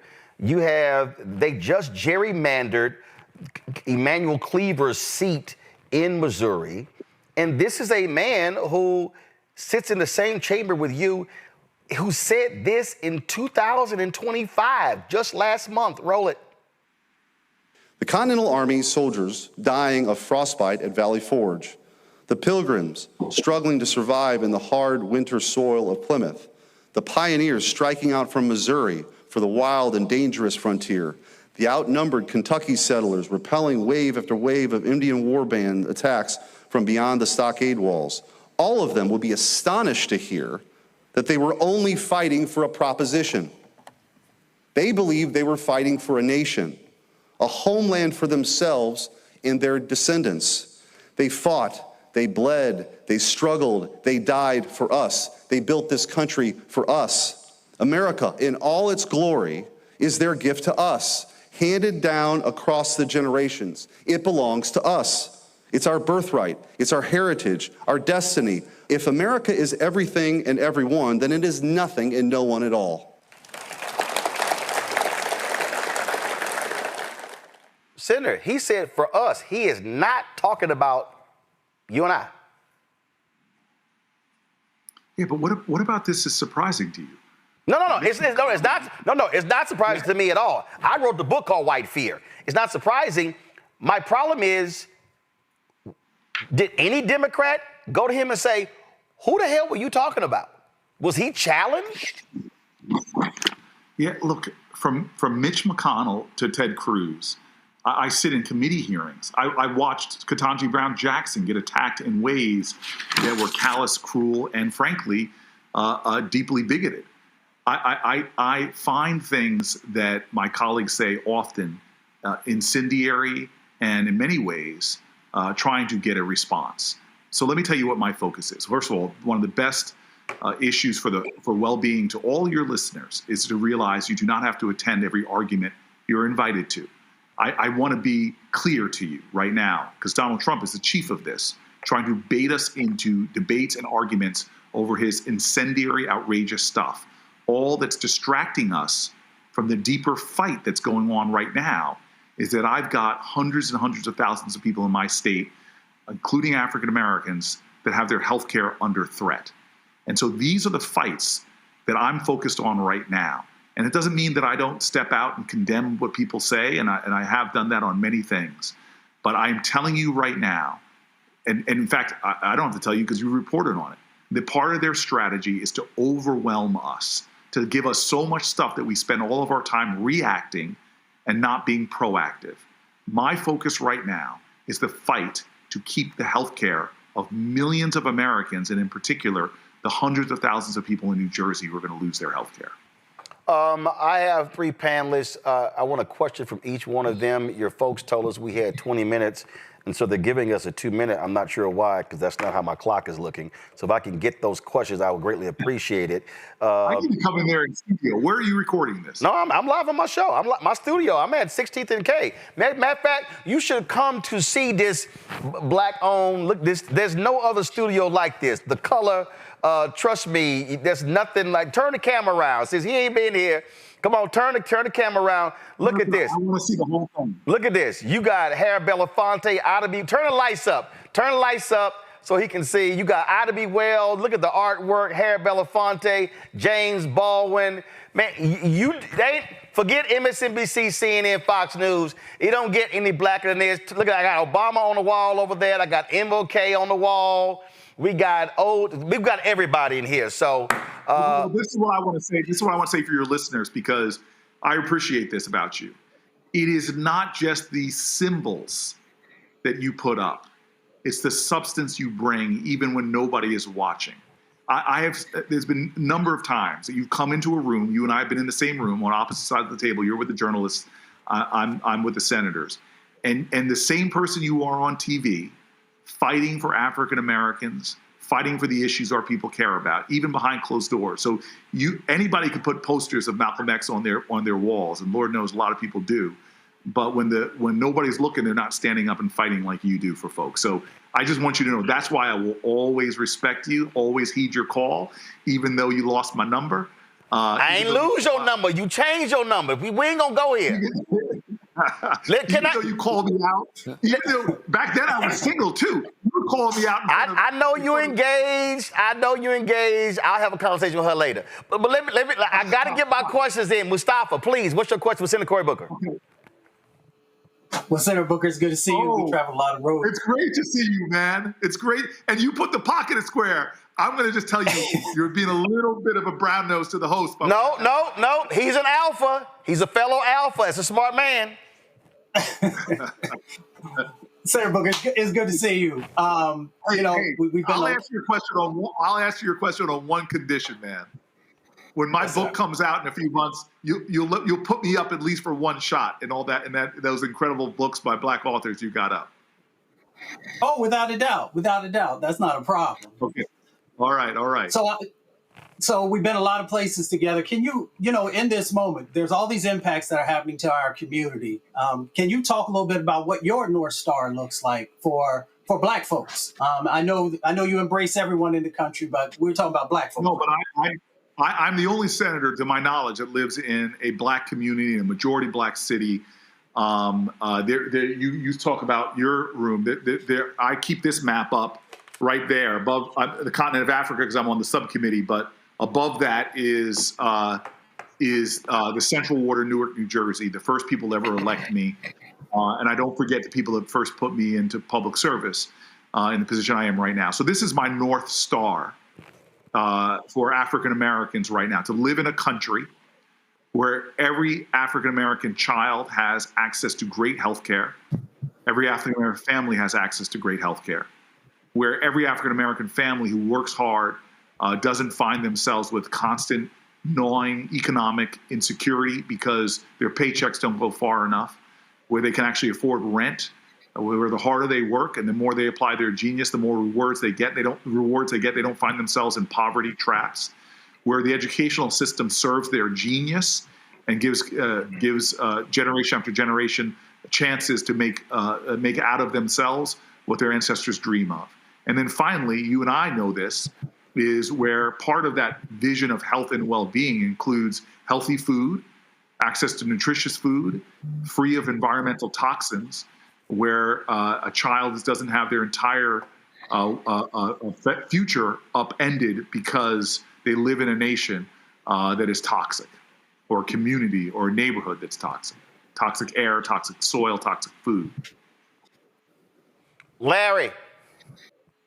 Yes, Senator Booker, thank you for taking time. I must say that I was born in Camden, New Jersey. Still have a lot of family in New Jersey and across the bridge in Philadelphia also. So my question was, I want to talk about redistricting, and we saw what's happened in the last couple months in states throughout the country. We talked about it in this show tonight. And can you talk a little bit about particularly with Black political power in terms of the number of possibly, particularly Black congressional districts could be eliminated, and the impact that will have on Black political power in the future. Yeah, well, it's no longer. I mean, that is happening. That is happening. A lot of these states that are now rushing to redistrict are targeting African American representatives, and doing what I've seen in a lot of cities where they take a Black community and they parse them out like pieces of the pie to dilute African American votes and African American representation. And so this, to me, is why when the Supreme Court guts the Voting Rights Act, when the Supreme Court guts the fundamental protections that African Americans have, it's what then makes us vulnerable to what I think is a bigoted targeting of legislators that are trying to undermine equal representation. Cameron Trimble, the youngster on the panel. How you doing, Senator? Cameron Trimble here. Boy, I just told your name. You ain't got to repeat your name. Go ahead and ask your question. I want to know where he's from. From Cleveland, Ohio, but here in Washington, D.C. I had the honor of serving as President Biden's Director of Digital Engagement for the first 2 years. And so my question is squarely there. With you mentioned the 5-fold increase of digital engagement kind of across platforms.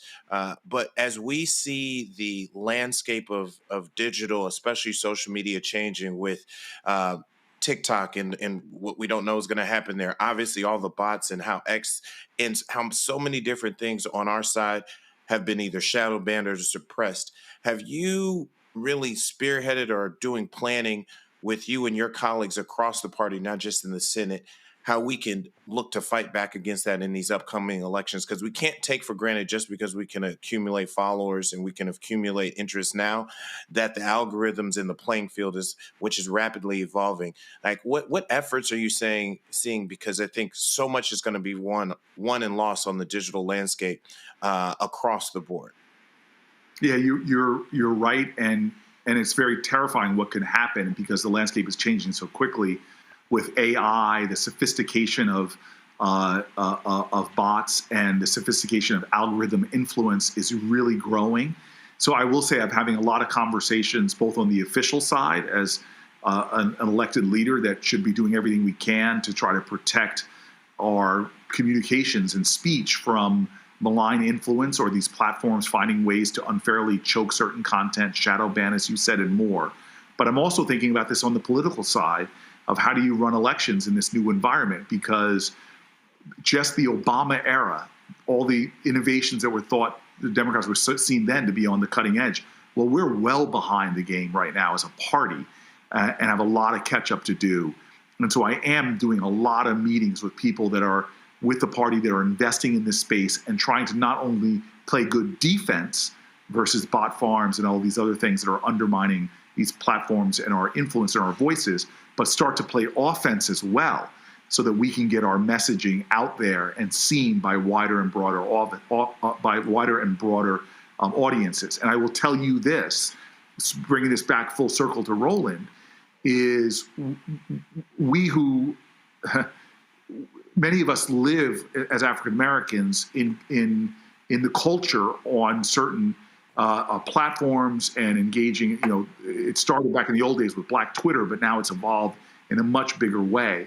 When you have a lot of people making communications decisions, but they don't understand the Black community or the Latino community, the diverse Asian American community, they are going to miss opportunities to communicate to those offices and leave our community feeling like they often do, where you're just not talking to us. You're not communicating us. We don't know what you're doing for us. Exactly. And that's why platforms like this, but strategies are so important as well. Well, you're absolutely right.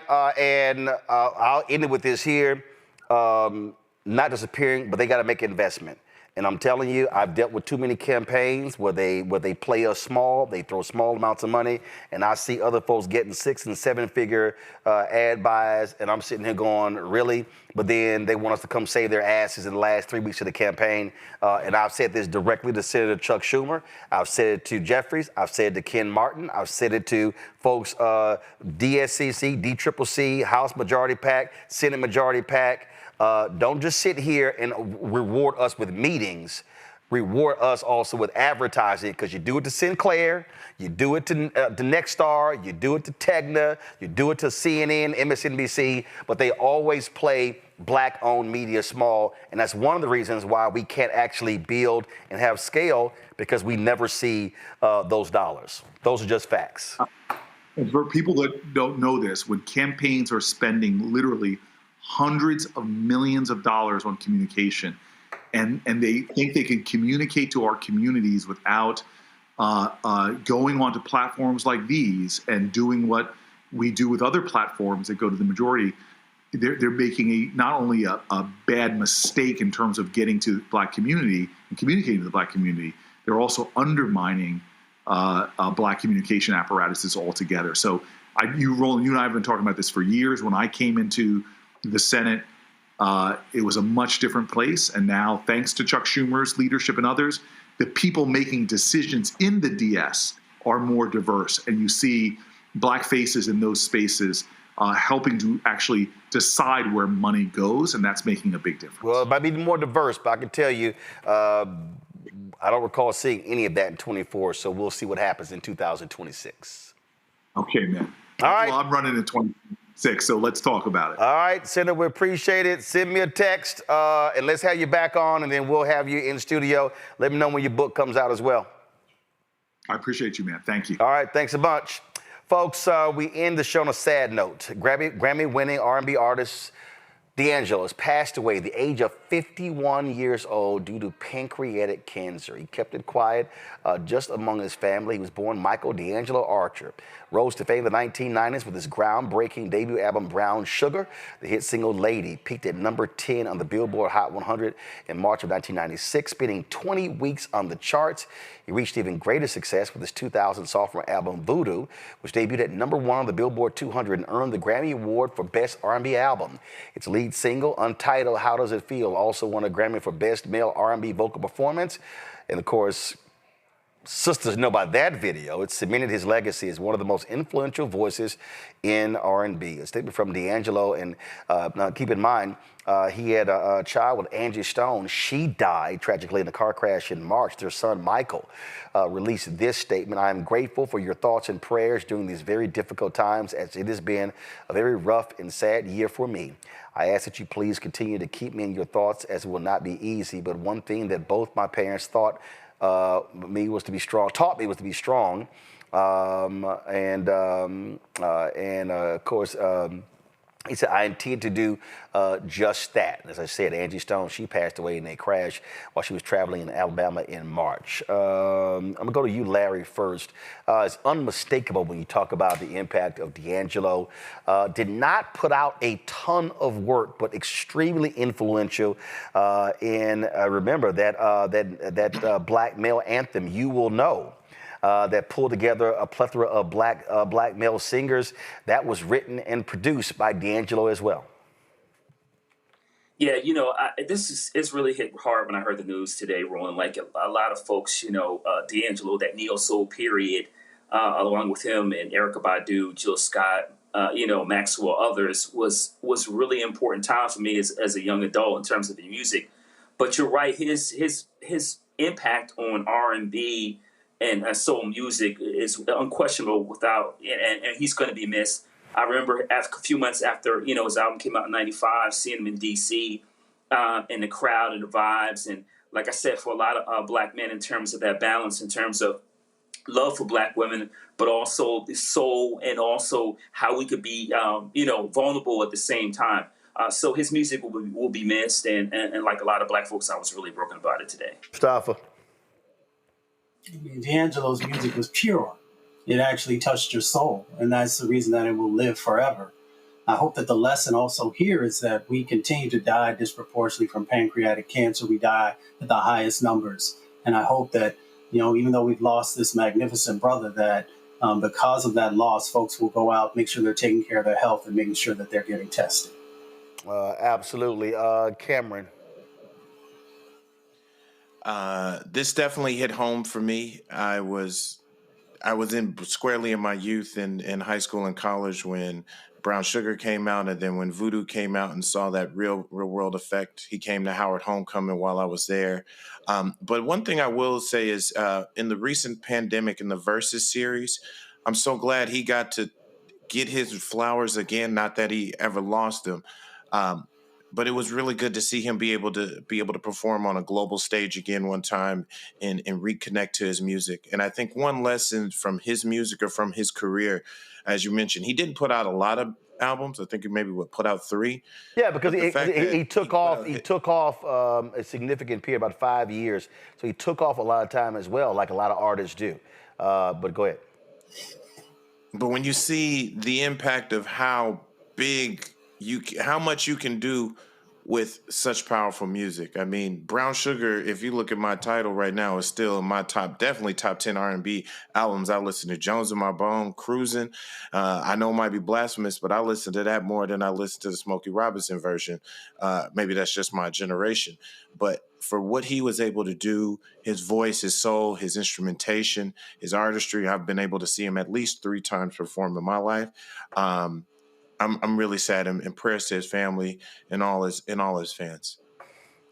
This is a statement that was put out by Lauryn Hill. And she posted this: I regret not having more time with you.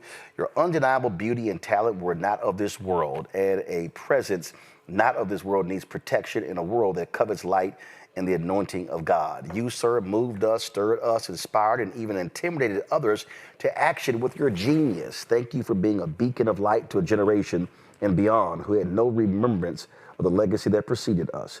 Thank you for charting the course and for making space during a time when no similar space really existed. You imagine a unity of strength and sensitivity in Black manhood. You imaged a unity of strength and sensitivity in Black manhood to a generation that only saw itself as having to be one or the other. It is my earnest prayer that you are in peace, far away from selfishness, fear, and or controlling interest, far from possessiveness, far from greed, far from manipulation, far from exploitation, far from intentionally designed chaos, and that you, brother, are in peace, in bliss, and in eternal light and fulfillment with our Father in heaven. I love you and I missed you. May God grant peace and shelter to your family, true friends, and genuine appreciators, Brother King. That, of course, is a statement from Lauryn Hill with regards to the passing of D'Angelo. You know, I was having a conversation, Mustafa, with someone the other day, and this individual, the sister I was talking to, she was talking about how she's been pained by a lot of things, and she said, primarily, she said, because I'm now experiencing things that my parents experienced. And I know what she was talking about. What she was talking about is that, you know, when you reach your 50s, all of a sudden, the passing of people who we know, people who we admire, whether they are entertainers or singers or athletes, but also classmates, begin to pick up because there are more years behind us and in front of us. And of course, D'Angelo was dealing with pancreatic cancer. There are people who are now are experiencing so many different things. And what I tell folks constantly, and I get people, they always crack me up. They say, man, you're always going here. You're always playing golf. You're always doing this and doing that. And I remind people, I'm like, ain't no day, ain't no hour, ain't no minute, no second promised. And the reality is we got to live life to the fullest. And I always use the hashtag live life, love it. And because we have to recognize that we all have a timestamp, all have an expiration date, and we simply don't know what it is.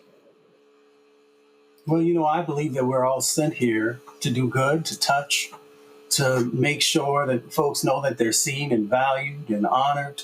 And when I think about D'Angelo, when I think about a number of folks who have, you know, crossed over to be with the ancestors, you know, that's what they did.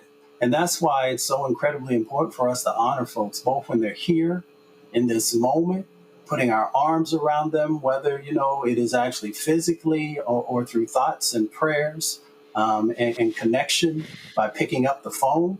But it is also about us honoring everything that they left behind and cherishing that and protecting it, especially in a time of erasure. You know, our music is so incredibly important. Our poetry is important. All the things that writers do is so incredibly important because it is the essence of who we are. And D'Angelo brought that forward. If you listen to his music, when we talk about soul music, his music was just that. All you have to do is turn down the lights. All you have to do is put on that album, and it takes you to another place. It replenishes you. And we should do that each and every day with each other, especially when folks are always coming for us. I always want Black folks to truly love Black folks. We talk about that, but we don't always put it into action. So, hopefully this is a remembrance of how, not only how special we are, not only of our Black excellence and beauty, but also that we need to live it each and every day.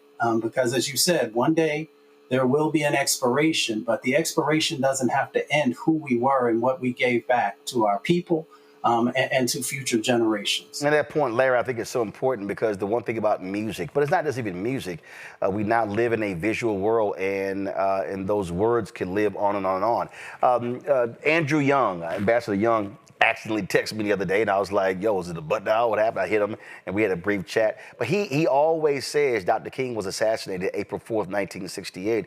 He said, but literally, he said physically he's not here, but he still lives with us every day because somewhere in the world, he's being talked about, his speeches are being played, his books are being read. He said, so the reality is, he said, Martin has been living with us every single day since the day that he was physically taken from us. And that's also the power of music when an artist passes away. Yeah, absolutely. And it's funny you mentioned that because D'Angelo reminded me of one of my Philly, famous musicians, Teddy Pendergrass, in terms of sensuality in his lyrics and his appeal to women. But you're right, Roland. His music will live on, and his music will influence generations of musical artists long after we're gone. And that's the legacy that musicians can leave that many of us could never understand. But his legacy is without question, and he will continue to live on. And let's listen to his music in the car or wherever we are, working out, etc. And I send my condolences to his son. And Cameron, to the point you made earlier, listen, artists learn from other artists, so there's no doubt you're going to have a generation of artists that looked at D'Angelo, how he did music, how he produced, that voice, the writing, the instrumentation, and say, hey, man, I can gain inspiration from that. I agree. I think it was his instrumentation. It was he had a distinct voice. I think there was something to be said about him taking those breaks, touring, and then taking time to refill his creative energy, and then come back with another amazing classic and hit. That I know the modern music times in this digital age, it's harder to do. But it might, like they said, there's something over quality over quantity. And then one thing, I know we jokingly alluded to it, that Untitled, How Does It Feel? The visual of that and how striking that was. And it obviously, I was squarely in college when that came out, and that was all the rage of all the women. But what I will say, it was simple. It was simple. D'Angelo, exactly. butt naked in the black background. I don't know, but I will say, just in terms of when you say inspiring it, and something that was so simple, and that was you remember the 2000s, 90s is when they're spending $500,000, $1 million, $2 million on videos, and one of the most impactful videos that still sticks out into your day is something I guarantee you shouldn't have cost more than maybe a few $1,000s, just whatever it took, the lighting and so forth. So for him to go against the mold at a time specifically then when people were pouring so much into that, and he just let the music and the visual connect. And then now when you hear it, I don't watch the video, but you hear the song, like how powerful. You like, I don't watch the video. Trust me, you put that video around a sister, the scene is going to change. Folks, the great musician Raphael Sadiq had a conversation with iHeart Radio where he talked about working with D'Angelo on the song Lady. Here's what he said. The first time we met, D was supposed to come to my house, and he didn't show up the first day. And then but he came the next day. But I think he thought, he was going to come to a house, and it was going to look like the rich and famous, probably with a spiral stairs and helpers, everybody in the house. And yeah, it's like, I'm going to Tony's house. It's but when he thought it's going to be a lot of people, he don't really like a lot of people, Yeah. And then he found out I don't either.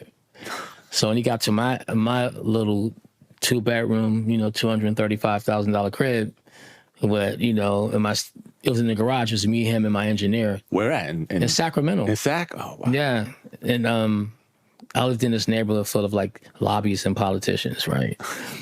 And we were just, and he was just so surprised. He didn't tell me later on. I thought his house was going to be crowded with a lot of people, and it wasn't. And so I started playing Lady. That's the first thing we worked on was Lady. Wow. You had that already? Yeah. Wow. I had the idea because it was supposed to be for Tony's record. The idea, but for like House of Music maybe or something? Yeah, they didn't like it. They didn't like the initial idea. They never heard it, what it was going to be. Okay. Neither did I. But I played the guitar riff for D'Angelo, and he said, I like it. I said, cool. So I was going to call somebody over to play my guitar parts over. He said, no, you should leave what you did. And that's the first time my guitar playing ever got on the record. Wow. Ever got on the record, yeah. So, but I think how we came up with it, we figured it out. We were playing, and we were playing behind the beat, but I think we were just really trying to lock something in. And so he would fall back and he would start laughing, then I would fall back and we started kind of smiling and laughing, and it we just kept going back and forth, but not talking about it, and it became sort of the style of his record. But that's the way he sings, that's the way he plays. Wow. And it was just natural for him, but he's a Dilla fan. Yeah. And so then, I'm a Dilla fan too, so I figured it out later. We were just mocking Dilla. Really? That early? Early on? I think Dilla was the first one. Okay. Or we heard it through hip hop. Yeah, right. Maybe right. just not Dilla. Maybe we heard it on some Wu-Tang records. Maybe we heard it on some Tribe records. Yeah. I love hip hop. Yeah. Right. So I think both our love for the Hawk is in gospel and hip hop and rock and songwriting. It was just the perfect storm at the right. Angelo passed away at the age of 51 due to pancreatic cancer. So the condolences go to his family, loved one, and millions of fans across the world. Cameron, Larry, Mustafa, I appreciate y'all being on today's show. Thank you so very much. Folks, that is it for us. Don't forget, Thursday, we will be broadcasting live on the campus of Virginia State University. That's right. We'll be, of course, doing what we do, talking about the critical races coming up in the November election. It's going to be a packed house. We want to see the students there. We're going to be in full force with our production. Looking forward to being on the campus of Virginia State University Thursday. Live, 6 to 8 p.m. Eastern. The public is invited, so look forward to having you there. Folks, support the work that we do. Join our Bring the Funk fan club. Again, your dollars are critically important for us to do the work that we do. And then what we want is, of course, our fans. If 20,000 of our fans contribute on average $50 each a year, that's $4.19 a month, 13 cents a day, goes to support this show, the other shows of the network. We're launching 2 new shows this year before the end of December, so really looking forward to that. So your help is needed right here. So if you want to contribute via Cash App, go to use the Stripe QR code. Just hit right here, bottom left-hand corner. You got Cash App. Use that. Also, credit cards. PayPal's R Martin Unfiltered. Venmo's RM Unfiltered. Zelle. Roland at RolandSMartin.com. Roland at RolandMartinUnfiltered.com. Download the Check Some Money order. P.O. Box 57196, Washington, D.C. 20037. That's 0196. Make the checks out to Roland Martin Unfiltered. Download the app. Black Star Network app, Apple phone, Android phone, Apple TV, Android TV, Roku, Amazon Fire TV, Xbox One, Samsung Smart TV. Be sure to get a copy of my book, White Fear, How the Browning of America is Making White Folks Lose Their Minds, available bookstores nationwide. Get the audio version I read on Audible. If you want to get our Roland Martin Unfiltered Black Star Network swag, go to shopblackstarnetwork.com. You can get it all right there. T-shirts, hoodies, wall art, mugs, and all kind of other stuff. So check it out. If you want to get our black-owned products, like our Harmonic Chips, you see them right here. The products, all these products are on our site right here as well. Go to the website, shopblackstarnetwork.com. Support our black-owned businesses, y'all. Support our black-owned businesses. And, of course, download the app Fanbase, okay? Get the app. And if you want to invest, go to startengine.com/fanbase, startengine.com/fanbase. Get more information. Shout out to Jackson State. They are #1 in the swag football, so I'm rocking their shirt today. I got this when I gave the commencement address at Jackson State. And so was rocking this shirt here. And so y'all tell me what HBCU I should wear tomorrow. But remember, I only wear shirts or gear of HBCUs where I've actually been to. So Virginia State, let's see here. What did I have, Virginia State? Oh, they gave me a jacket. I need a shirt. I need a Virginia State sweatshirt and the t-shirts I can wear in the summer. So I got but they gave me a jacket. It get a little hot, y'all, on this show in a jacket. So I'll see if I can rock that tomorrow. So we'll see what happens. And Oakwood University, hey, y'all, tell Oakwood they got to send me some gear. I spoke there in the chapel years ago, and I remember y'all, Oakwood don't have no meat on campus. Lord have mercy, they totally vegetarian. Y'all know them people were just fiending for a 3-piece. Anyway, Oakwood, y'all need to send me some gear so I can rock it on the show. Congrats to your new president. Y'all, that's it. I'm going to see y'all tomorrow. Hey, had a great time with the Brian Jordan Celebrity Golf Classic. I'm going to have that video of Brian talking about the great work that they do. They do some amazing work. We're going to have that for you as well. And then we got the recap, man, of the Chris Tucker Golf Tournament, Alex English. Man, we got some funny stuff to show y'all. And so look forward to sharing that with y'all as well. Y'all, that's it. I'm going to see y'all tomorrow right here, Roland Martin Unfiltered, on the Black Star Network.